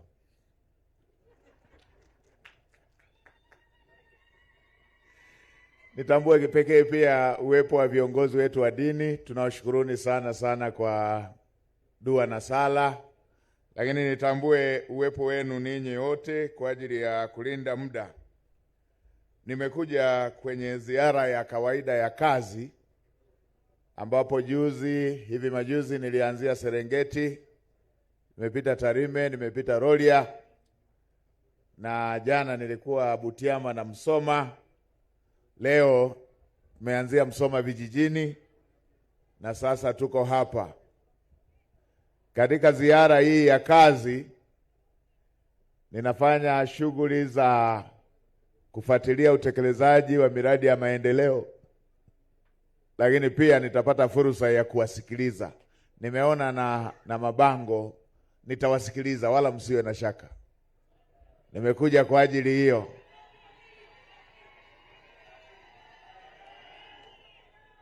Nimekuja kwa ajili ya hiyo, kwa hiyo nitawasikiliza. Kwa niwaombe tusikilizane ili nitumie muda mfupi wa kuleta salamu, na baada ya hapo niende kwenye kupokea hizo hoja ambazo mmezionesha. Salamu za kwanza niwaletee salamu za jemedari wetu Daktari Samia Suluhu Hassan, Rais wetu wa Jamhuri ya Muungano wa Tanzania, ambaye nilimwaga kwamba nitakuwa mkoa wa Mara na leo nitakuwa Bunda. Akanituma niwasalimie sana. Mheshimiwa Rais anawasalimia sana, na amenituma niwahakikishie kwamba yale yote yaliyoahidiwa kwenye ilani ya uchaguzi na yale ambayo aliahidi wakati wa kampeni yote yatakwenda kutekelezwa.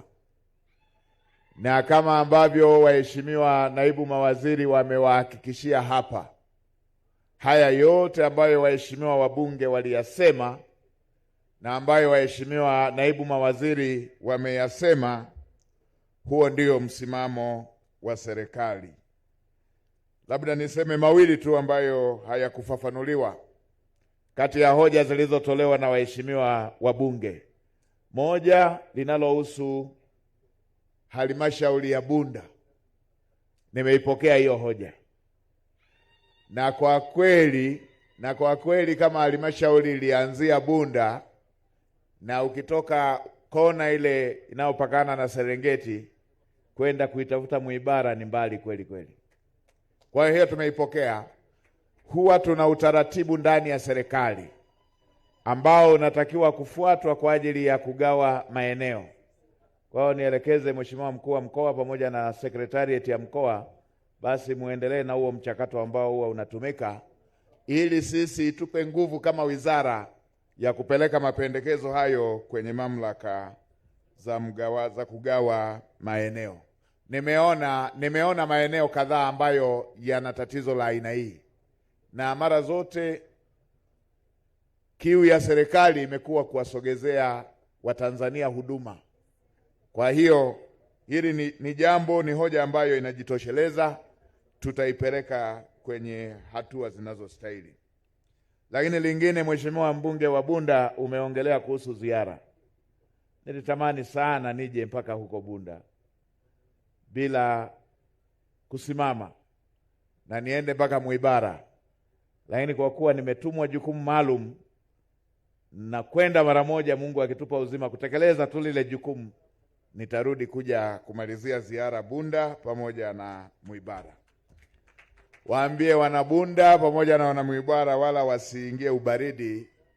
Mungu akipenda tutakuja kumalizia hiyo ziara na tutaweza kuwa na muda wa kutosha wa kuyaongelea masuala yenu.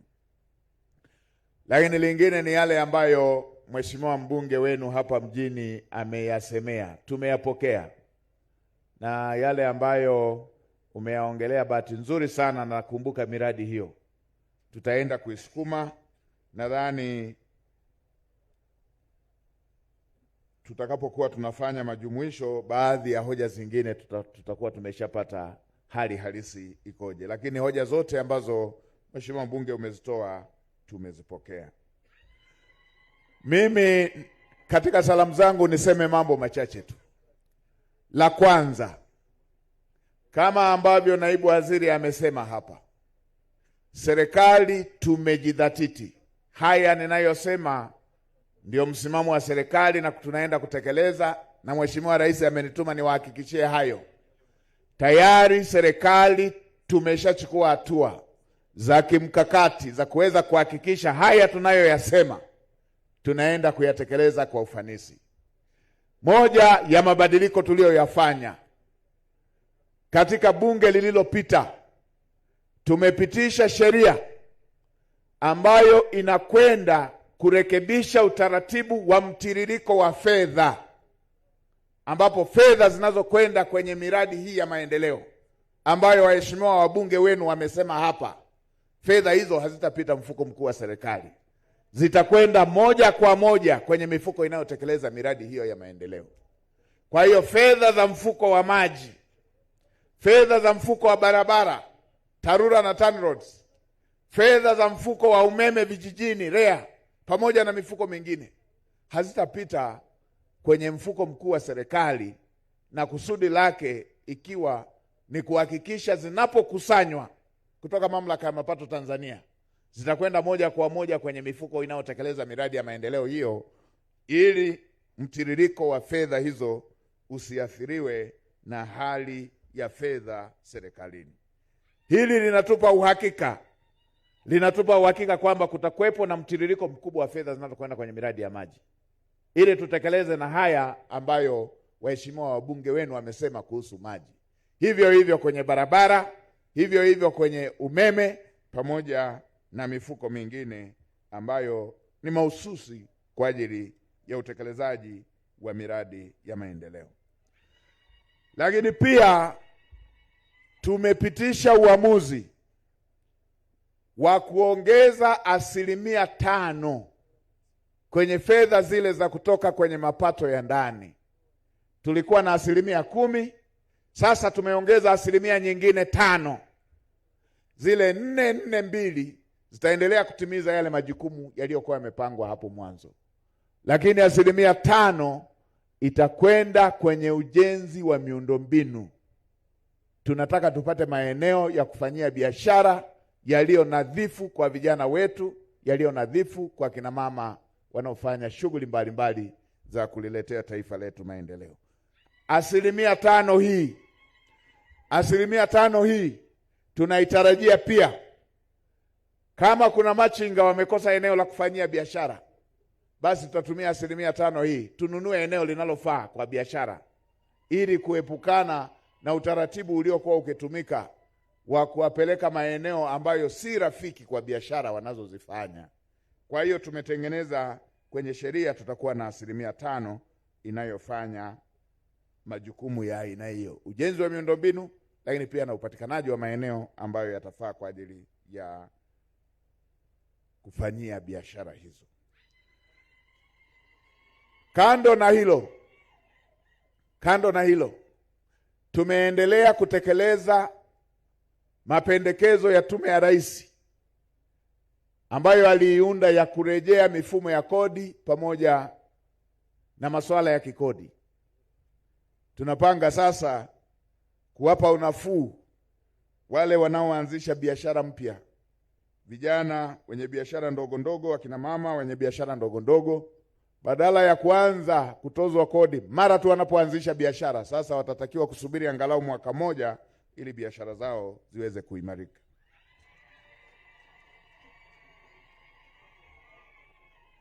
Lakini kwa kuzingatia masuala ya haki, kwa kuzingatia falsafa ya kazi na utu, Mheshimiwa Rais alielekeza, na sisi ndani ya serikali tumeanza kufanyia kazi maelekezo yake. Bunge lijalo linaloanza mwezi ujao, tunakwenda kufuta sheria ya kutaifisha mifugo. Tumeona katika maeneo mengi sheria hii ikileta madhara makubwa kwa wafugaji wetu, lakini tumeona pia katika baadhi ya maeneo ikiwa imetumika vibaya. Na sisi tunaotokana na jamii ya kifugaji tunajua mifugo inakuwa sehemu ya familia. Tena mifugo mingine, ng'ombe mwingine unampa jina la shangazi, ingine jina la bibi, ni urithi wa familia. Sasa inapotokea kwa bahati mbaya na sehemu zingine kwa makusudi, sehemu zingine ni kwa makusudi ya kukomoana, kwamba hata mifugo haikuingia kwenye maeneo yaliyokatazwa, mifugo hiyo kundi zima inataifishwa siku hiyo hiyo na kuuzwa siku hiyo hiyo.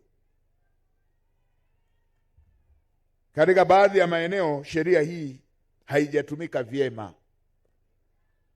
Tumekubaliana ndani ya serikali tutaifuta sheria hii, lakini pia nimeelekeza Wizara ya Fedha pamoja na Wizara ya Maliasili na Utalii wawalipe wafugaji wote ambao walitaifishiwa mifugo yao lakini wakashinda kesi mahakamani. Sababu yeyote ile inayotolewa, ama mifugo imekufa ama imepotea ama imegawanwa, wale wote ambao mifugo yao mahakama imeamuru walipwe, basi walipwe warejeshewe mifugo yao, na kama imekufa wapewe fidia ya fedha. Haya ni baadhi ya mambo ambayo tutayarekebisha kwa sheria, lakini yapo mengine ambayo tumekusudia kuyarekebisha kupitia hatua za kiutawala. Baadhi ya vitu ni ufuatiliaji. Mheshimiwa Rais akipita wakati wa kampeni alielekeza, inapotokea bahati mbaya Watanzania wameondokewa na mpendwa wao hospitalini, Mheshimiwa Rais na serikali yake anayoiongoza tumefuta utaratibu wa kuzuiliwa mwili wa marehemu kwa ajili ya kusubirisha malipo ambayo alikuwa hajalipa. Kwa hiyo nitumie jukwaa hili kuwaelekeza kote nchini, pasiwepo na mtu kuzuiliwa kuchukua mwili wa mpendwa wao anapotokea ametangulia mbele za haki, kwa sababu yeyote ile. Tumeweka utaratibu wa namna ya kushughulikia masuala yanayohusu malipo.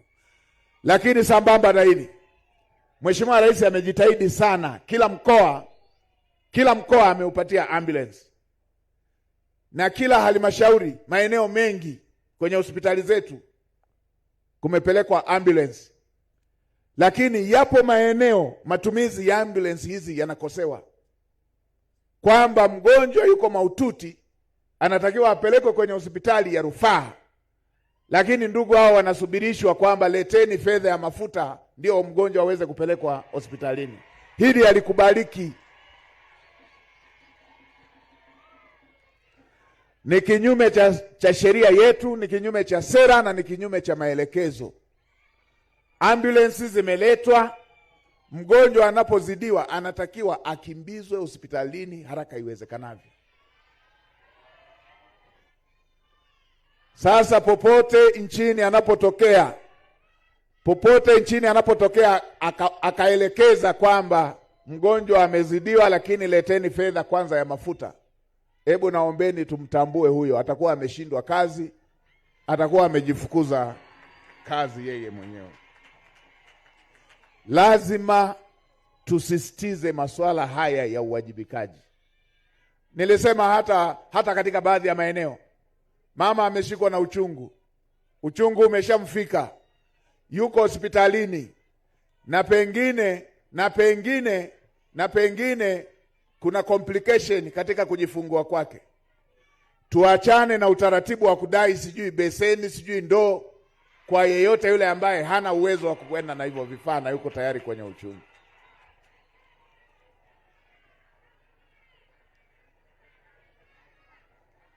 Bunda oye! Bunda oye! Lakini nimeendelea pia kusisitiza, na hili nimeendelea kulifuatilia na kulisisitiza kote. Mheshimiwa Rais amejitahidi sana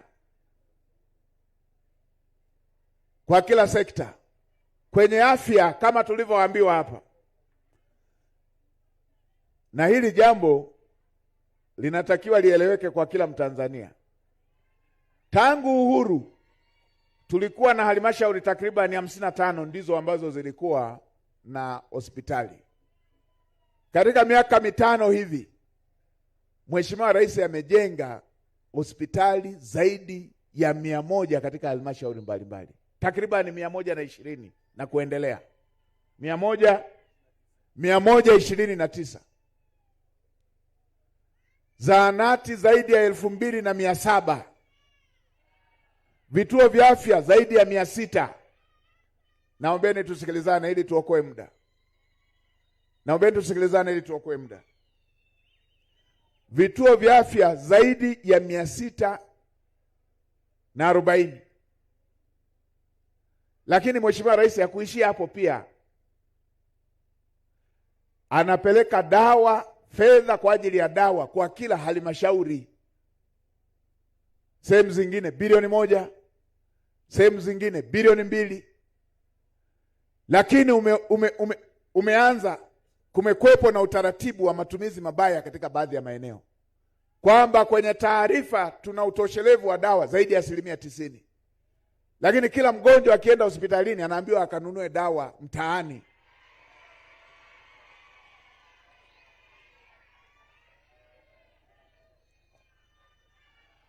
Hili halikubaliki. Nimemwelekeza mganga mkuu wa mkoa pamoja na timu yake ya wataalamu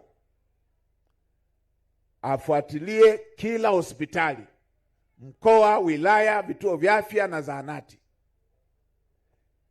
Na nimeelekeza pia vyombo vyetu kufuatilia kila fedha inayokuja kwenye afya imenunua dawa gani na zimekwenda wapi, kwa sababu maeneo mengine ni michezo. Anatokea mtu anataka dawa zake zilizoko kule mtaani ziishe, kwa hiyo anazibana hizi ambazo zimeletwa kwa ajili ya wananchi. Kwa hiyo hospitali yetu ya umma inaanza kufanya kazi ya kumuona daktari na kwenda maabara, dawa nenda mtaani. hilo duka la mtaani ni duka gani linaloweza kupata dawa ambazo serikali haiwezi kupata kama sio michezo hiyo? Haya niliyoyasema nimesema katika baadhi tu ya maeneo, lakini nimesema tutaendelea. Naombeni tusikilizane ili tuokoe muda. Naombeni tusikilizane ili tuokoe muda. Vibe lenu ni la kutisha sana, lakini naombeni tusikilizane ili tuokoe muda.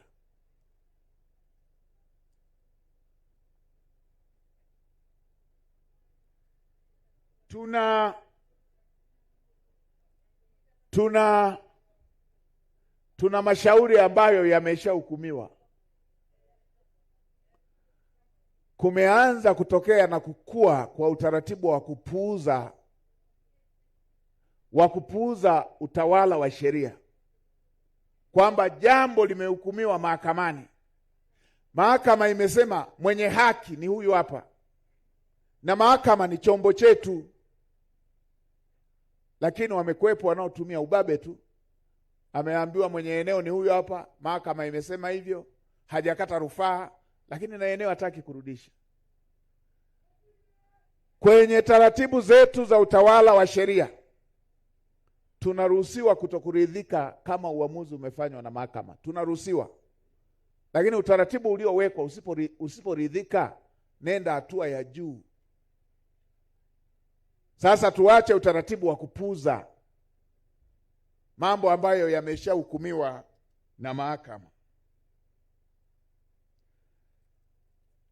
Lakini mengine ni ya uwajibikaji. Tumesema tutabadilisha sheria na tutasimamia masuala ya kiutawala yakiwemo ya uwajibikaji. Tumeweka malengo kwenye dira yetu, na malengo hayo ni makubwa, na malengo hayo yana faida kwa kila Mtanzania. Sasa jambo tunaloelekeza, tuna 70% ya sekta binafsi, 30% sekta ya umma. Nini tunachokielekeza? Ni lazima tuheshimu mitaji ya watu, lazima tuheshimu ofisi za watu, lazima tuheshimu kazi za watu. Nini tumekuwa tukielekeza hapa? Nimeelekeza hata nilipopita Msoma, na hapa naelekeza. Taratibu zetu tunazotumia kwenye masuala ya udhibiti lazima tubadilike. Nimeelekeza kuanzia sasa, achaneni na utaratibu wa kushikilia kitendea kazi, chombo cha moto ambacho ni kitendea kazi kwa vijana wetu. Pikipiki, bajaji, baiskeli, gari. Kama inatakiwa tu kulipa faini, ninyi shughulikieni na jambo la faini. Unapita maeneo mapikipiki yamerundikana, nini? Eti hawajalipa faini. Watalipaje faini kama pikipiki mmeshikilia?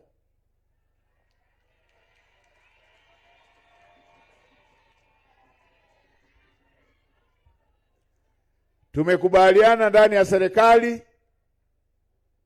iwe pikipiki, iwe gari, iwe kirikuu, iwe baiskeli na vingine vyote vile, ile tu ambayo imetenda kosa lisilo na dhamana hatutairudisha. Kama pikipiki imeshiriki kwenye mauaji, hatutairudisha.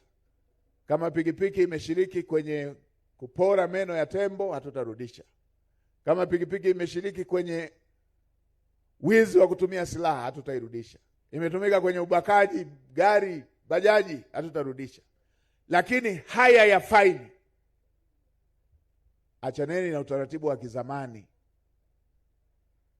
Waacheni Watanzania wapeni vyombo vyao vya kufanyia kazi, wafanye kazi. Nimetolea mfano wa magari, lakini hivyo hivyo, mkurugenzi, waambieni migambo wenu, sitaki hata sahani yenye wali ishikiliwe. Acheni watu wafanye kazi.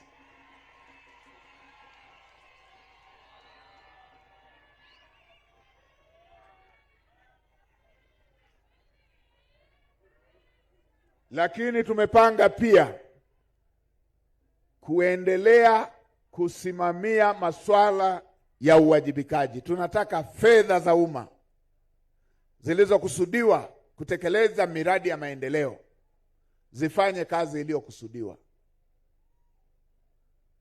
Hili na lenyewe tunalifuatilia kwa ukaribu. Lakini pia tunafuatilia masuala ya uwajibikaji, utoaji wa huduma ndani ya ofisi za umma.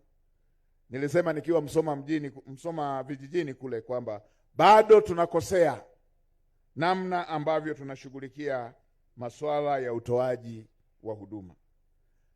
Tumesema Watanzania, ukienda kwenye ofisi yoyote ya umma, na nikushukuru sana Mheshimiwa Naibu Waziri wa Maji, umesema tena haya. Ukienda kwenye ofisi ya umma, kama hujaridhika na huduma, tusaidie kumjua huyo ambaye alikuhudumia.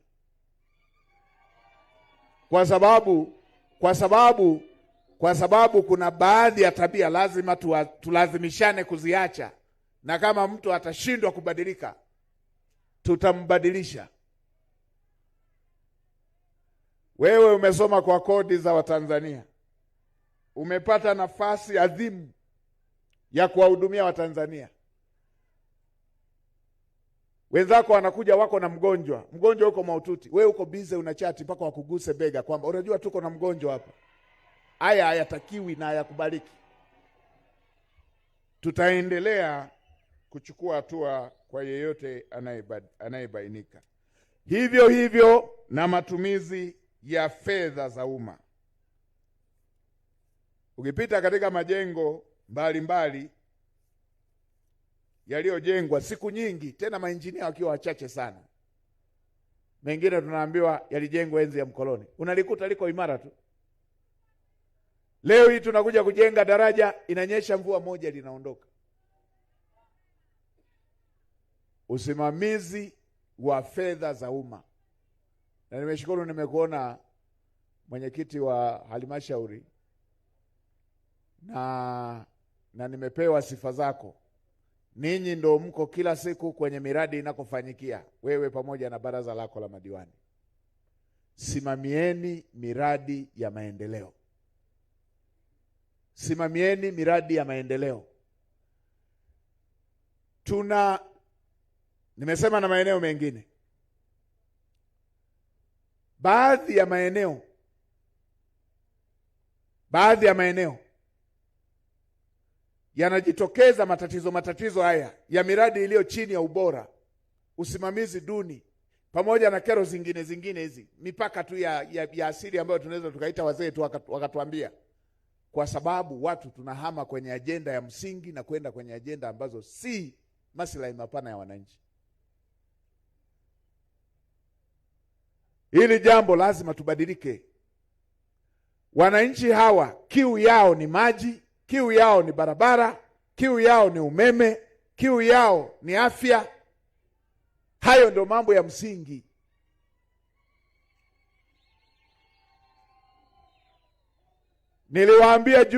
Niliwaambia juzi nikiwa Tarime kule. Nikawaambia ndio kwanza tuko siku ya pili ya kutekeleza ilani ya uchaguzi. Ndio kwanza tuko leo ni ya 4 ya kutekeleza ilani mpya ya uchaguzi. Leo ni siku ya 4. Ndio kwanza tuko siku ya 4 ya kutekeleza dira mpya ya taifa. Ndio kwanza tuko siku ya 4 ya kutekeleza bajeti mpya. Tuna wananchi wana kiu ya kuona maji. Tuna wananchi wana kiu ya kuona umeme. Tuna wananchi wana kiu ya kuona barabara. Sisi viongozi tunapata wapi muda kila wakati makundi ya kujadili uchaguzi unaokuja 2030?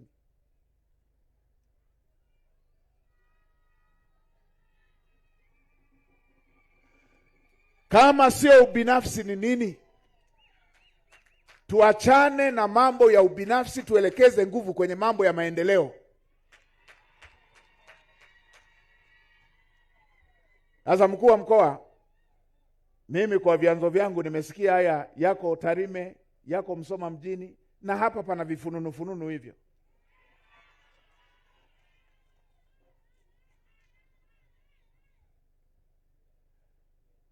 Wananchi wametuamini, wanatarajia matokeo, wayaone kwenye maji, waone kwenye umeme, waone kwenye barabara, waone kwenye afya, waone watoto wao madarasa na madawati na shule.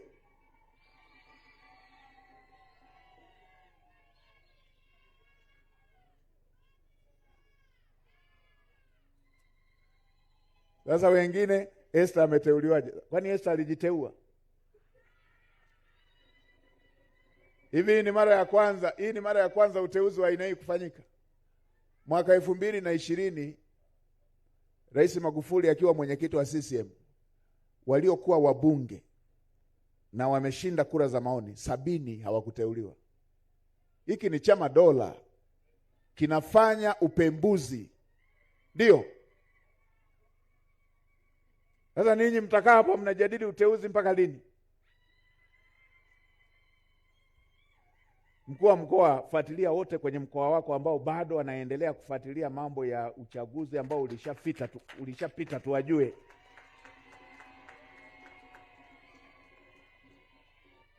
Na kwa sababu hawa viongozi, hizi serikali za mitaa ziko chini ya ofisi ya waziri mkuu.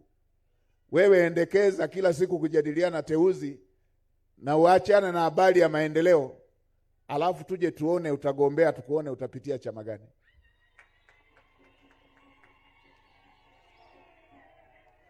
Ndio maana mwezi ujao tunaenda kufuta sheria inayosema kila mwaka tutachagua makamu mwenyekiti na makamu meya. Watu wanakuwa busy na uchaguzi tu, ubinafsi. Tunakwenda kuifuta. Tunataka watu wajikite kwenye mambo ya maendeleo. Watu waelekeze nguvu kwenye mambo ya maendeleo. Tupimane kwa kazi, sio majungu haya.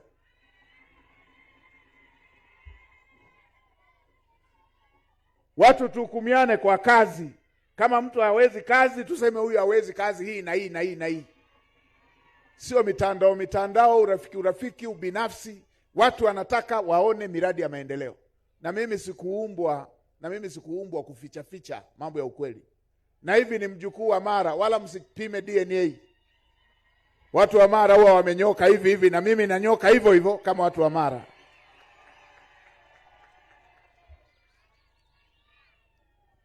Mara oye! Iramba ya Mara oye! Na Iramba ya Singida oye! Na Mjukuu oye! Omchokoro oye! Nibaanchire bonswe.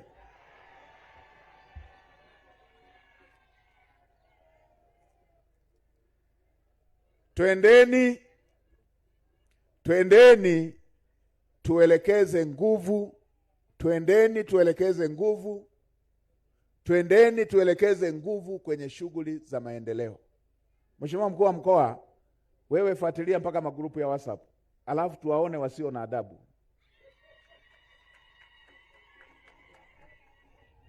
Unajua nikiongea Msoma wanadhani labda mbunge kanaambia. Nikiongea hapa wanadhani labda mbunge kanaambia. Na kwa sababu ninyi mnajadili ya hapa tu, mnadhani mimi ninayo ya hapa tu. Ninayowaambia hapa na Moshi mjini niliwaambia. Ninayowaambia hapa nimewaambia na Rukwa. Ninayowaambia hapa nimewaambia na Iringa. Nataka watu tujikite kwenye kazi.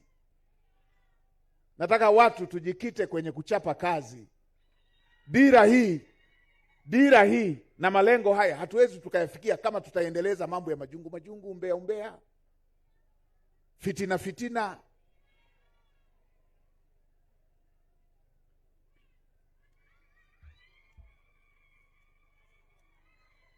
Kama tutaendelea kutokuambizana ukweli, kila mtu anataka aonekane ni mzuri kwa kila mtu. Mtu poa. Umepewa wasimamie wenzako, hauwasimamii kwa sababu unataka wakuone mzuri.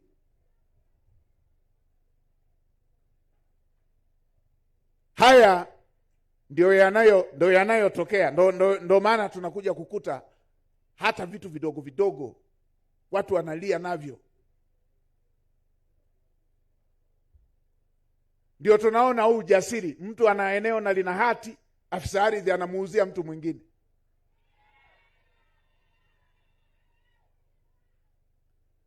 Na hilo tunaendelea kulifanyia kazi. Siku si nyingi tutawaletea utaratibu.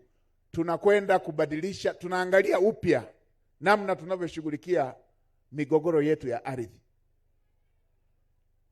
Watu wanafanya utapeli wa ardhi mpaka Butiama kwa baba wa taifa.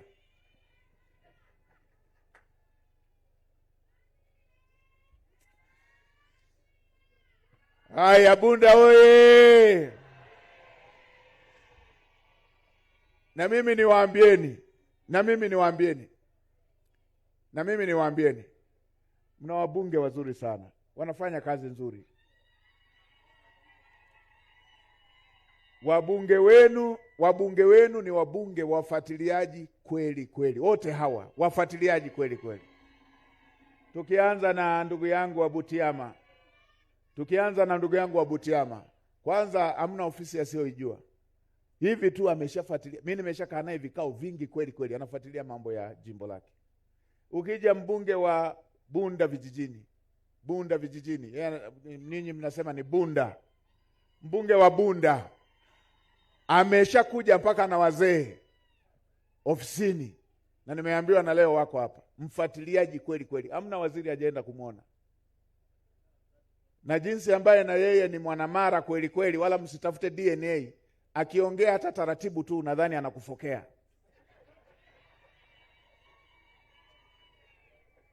Anafuatilia kweli kweli masuala yanayohusu jimbo lake. Ukija Tarime mjini kwa Esther Matiko,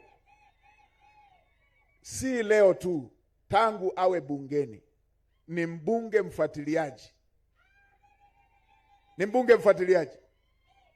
Ni mbunge mfuatiliaji kweli kweli. Na sio hilo tu, mimi si nimekuwa naibu katibu mkuu wa chama.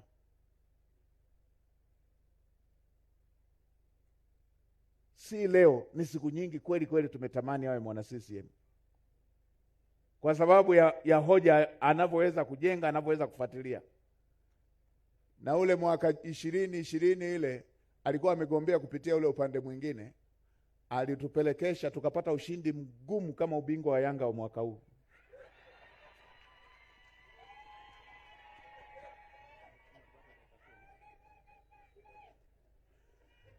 Alitupeleka kweli kweli. Kwa sababu Yanga si ni ushabiki tu, ila timu yangu ya kazini si ni Simba. Tumewapeleka Yanga kweli kweli, wamepata ubingwa, ila cha moto wamekiona. Simba si timu yangu ya kazini. Tumewafukuzia Yanga mwaka huu. Ingekuwa digidigi, akisikia hata jani limedondoka anajua wawindaji wamefika leo. Ukija Msoma mjini ni hivyo hivyo. Mwanamama shupavu, katika muda mfupi kashasimamia mambo mengi na yameonekana. Kashaenda kwa waziri wa uchukuzi, kashaenda kwa waziri wa biashara, kashaenda kwa waziri wa nishati. Mimi mwenyewe nimeshakaa naye vikao karibu 2-3. Ukija kwa Esther Blaya wa hapa,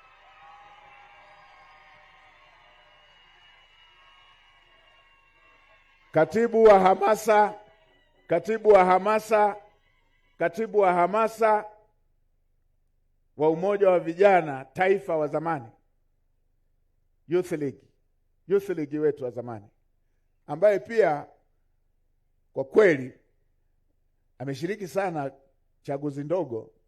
Kwa moja wa vijana wetu kule kwenye chaguzi ndogo, jembe letu. Sasa alitoka kidogo, amerudi mwenzetu, lakini pia ni kiongozi mzuri. Ni kiongozi ambaye hata bungeni tunamjua. Sasa tusimkwamishe kwa sababu za makundi yetu ya kichaguzi. Sasa hivi ndugu zangu, sasa hivi ni kazi, sio uchaguzi. Na bahati nzuri yeye hajajiteua.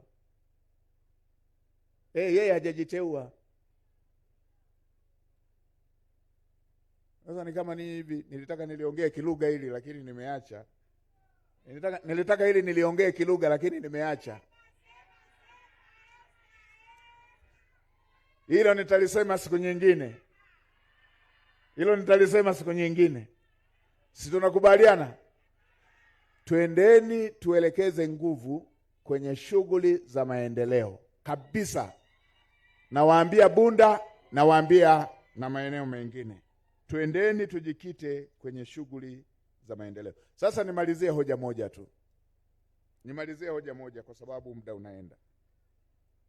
Nimalizie hoja moja.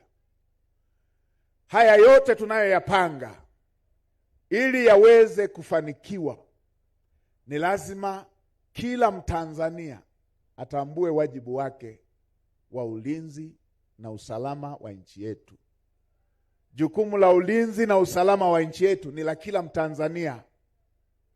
Bila amani hatuwezi tukatekeleza mipango hii, na hata mipango ya mtu mmoja mmoja, mipango binafsi ya mtu mmoja mmoja haiwezi ikatekelezeka. Lazima nchi yetu iwe na amani, ndipo tutaweza kutekeleza haya tuliyoyasema hapa. Na mimi niwakumbushe jambo moja, babu zangu na bibi zangu wa Bunda. Amani ya Bunda, usalama wa Bunda, mnufaika wa kwanza ni Mwanabunda mwenyewe. Amani ikiwepo hapa Bunda, mnufaika wa kwanza ni Mwanabunda mwenyewe. Hivyo hivyo, amani ikivunjika Bunda, mwathirika wa kwanza ni Mwanabunda mwenyewe. Na kuna mambo mmekuwa mkiachanganya. Unasikia mtu hayuko hata Tanzania anakuambieni kachome pale barabara, kachome na hospitali, kachome na shule, kachome. Sikilizeni. Hakuna kitu kinachoitwa mali ya serikali. Hiyo ni mali ya umma. Mmiliki wake ni nyewe wenyewe. Mmiliki wa hospitali zilizoko Bunda ni nyewe wenyewe. Mmiliki wa shule zilizoko Bunda ni nyewe wenyewe. Nitawauliza kwa lugha rahisi tu. Leo hii nyinyi hapa Bunda mkachoma hospitali, watu wa Kyela hawatatibiwa? Watu wa Kyela hawatatibiwa? Ninyi hapa mkichoma shule zenu zote, watoto wa Morogoro hawatasoma?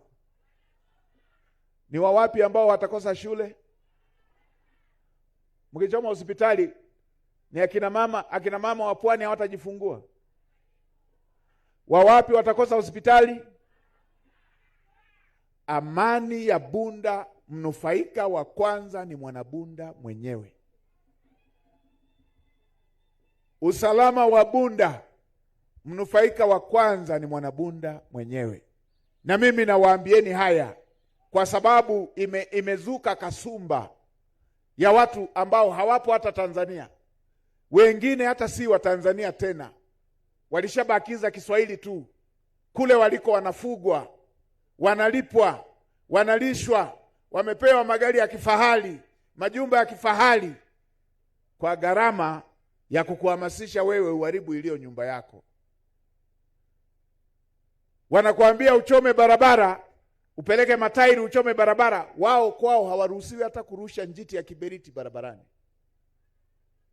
Haya mambo lazima tuamke.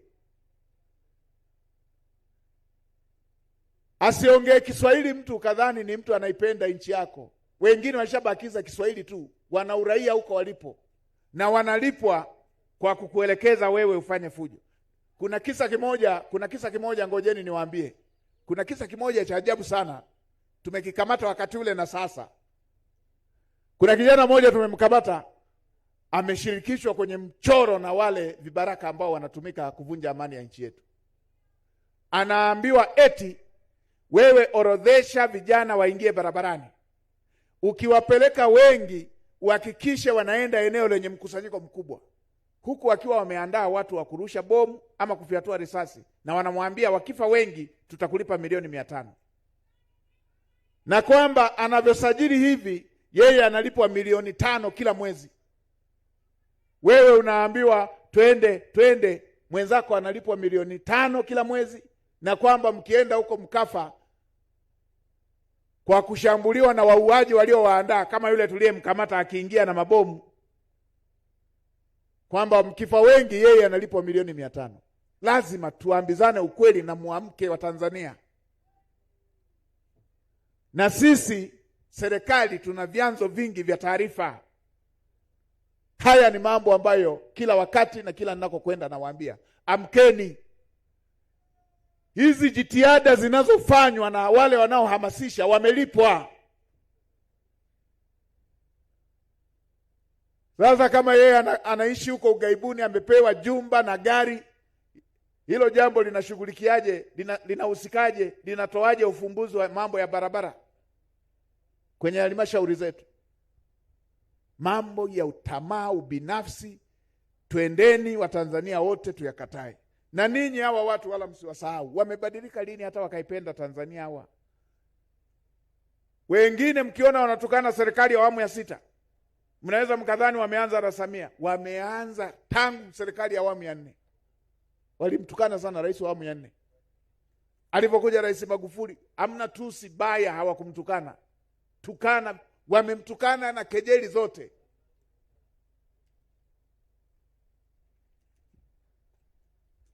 Mungu alipomuita wakafanya sherehe. Kejeli mbaya kabisa kabisa kwenye mila zetu. Unasherehekea, nchi nzima inahuzunika. Wao wakafanya sherehe. Sasa wameingia na kwenye awamu ya 6. Wamebadilika. Hawa ni hawa, hawana heshima wala mapenzi mema na nchi yetu. Nakushukuru sana, umesema wanalaana. Wamelaaniwa kweli. Kwa hiyo nawaomba Watanzania, vijana wa Kitanzania, sasa hivi kabla hujafanya hatua yeyote, tafakari sana. Utauzwa. Tafakari sana, utauzwa. Mwenzako atatajirika kwa damu yako kumwagika. Ndio maana hata katika matukio yaliyopita wako bize, tutajieni idadi. Kumbe eti wameelekeza vijana, kumbe wana madai yao kule. Wana madai yao kwamba kumbe eti wakipeleka vijana wengi wakafa wanapewa milioni 500 mtu mmoja. Bilioni 1 mtu mmoja. Na mimi niwaambieni, kati ya jambo ambalo, wala usidanganywe, wala tusidanganyane, kati ya jambo ambalo hatutakuwa na mzaha nalo ni jambo la ulinzi na usalama wa nchi yetu. Jambo la ulinzi na usalama wa raia wa Tanzania. Na hawa ambao wako bize wanaandika kwenye WhatsApp, wala wasitumie WhatsApp. Waje wakae mbele. Hatuwezi tukawa tunaendesha nchi kwa utaratibu wa kuambizana tu kwamba siku fulani tunafanya fujo. Fujo haikubaliki, na niwaambieni hatutatoa nafasi ya aina hiyo. Haya lazima tuongee ngazi ya familia, tuongee ngazi ya rika, tuongee ngazi ya jamii. Hatuwezi tukaipeleka nchi kwenye utaratibu huo.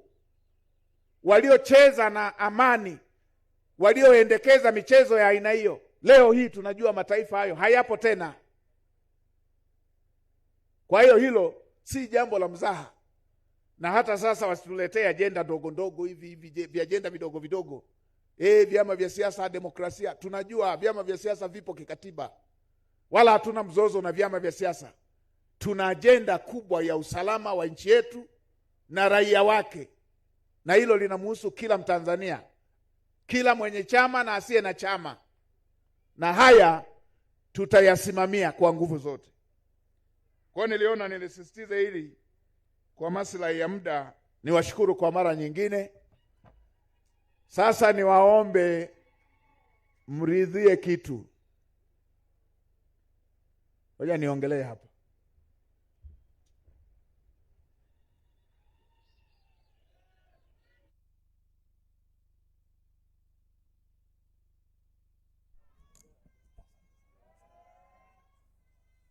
Sasa nimeambiwa tuna dakika chache kweli. Niwaombe mridhie namna hii. Wale wote wenye jambo la ardhi, kama ambavyo tulisema pale mwanzo, nina kazi natakiwa nikaifanye. Wale wote wenye jambo la ardhi niwaombe mridhie, tumwache Mheshimiwa Naibu Waziri wa Ardhi pamoja na timu ya wataalamu kutoka makao makuu wapitie jambo moja baada ya lingine. Na niwaombe wakae upande gani? Na orodha nimemkabidhi yote ambayo mmeandika mambo ya ardhi. Tukae huku upande huku nyuma ya jukwaa hili dogo. Wale wote ambao wana hoja ya ardhi. Lakini kuna hoja ambazo ni za masuala ya msaada. Nimeona hapa mambo ya msaada. Kwa haraka hawa niwaombe wapite upande wa kulia kwangu huku, waonane na katibu wa waziri mkuu.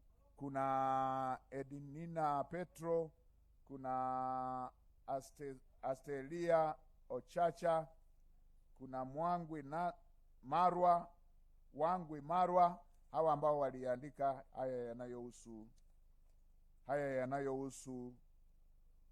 yanayohusu msaada. Lakini nina orodha hii hapa ambayo mambo yake yalishaamuliwa mahakamani. Kuna Naruga Zaranga, Isa Mrusi, hii ishafika mahakamani na hali yake tumeambiwa. Mwasi Charles wa Kiandege. Haya ambayo maamuzi yalishafanyika, tumekubaliana nitamwachia mkuu wa mkoa atekeleze uamuzi huo ambao umeshatolewa. Kuna Mangi Matiko Waitare, Isa Mrusi, Bondire Isakwe, nyumba yake ilipasuka tangu mwaka huu. Hili na lenyewe nimeshawaelekeza wenzetu wa TANROADS chini ya ofisi ya mkuu wa mkoa, wataenda kulisimamia. Bondire Isakwe huyu na yeye pia ana jambo la msaada, asogee upande huu hapa. Hawa wenye jambo la mahakama wasogee upande wa kulia kwetu.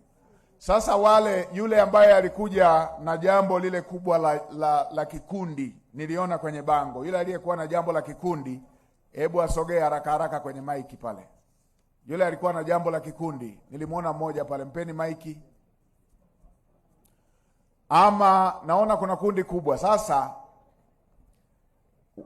ili kundi lingine ambalo haliko kwenye ardhi wala haliko kwenye msaada, ninyi msogee hapa, ni wakabidhi waheshimiwa mawaziri, ofisi ya waziri mkuu, waziri wa ujenzi,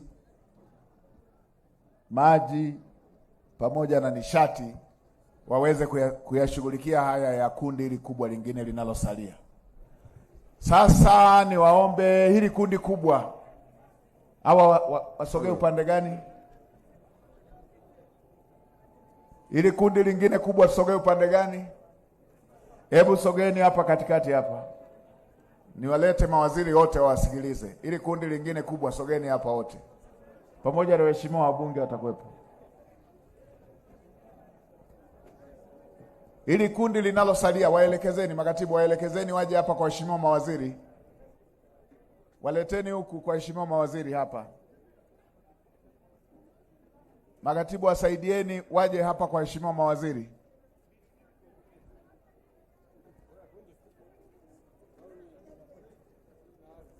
Kundi lingine linalosalia njooni kwa waheshimiwa mawaziri hapa. Waziri wa ofisi ya waziri mkuu, waziri wa maji, waziri wa nishati, waziri wa ujenzi.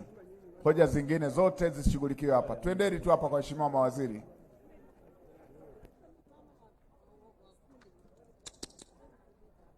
Pamoja twendeni hapo. Yule ambaye jambo lake anataka lazima nilisikilize mwenyewe, basi itabidi aje tarehe ngapi ile mtatangaziwa, siku ambayo nitakuwa tena hapa Bunda. Lakini hawa wengine twendeni msikilizwe na waheshimiwa mawaziri, ili niweze kutekeleza tena ratiba nyingine ile ambayo nimepewa. Asanteni sana wanabunda, na Mungu awabariki sana. Asanteni sana.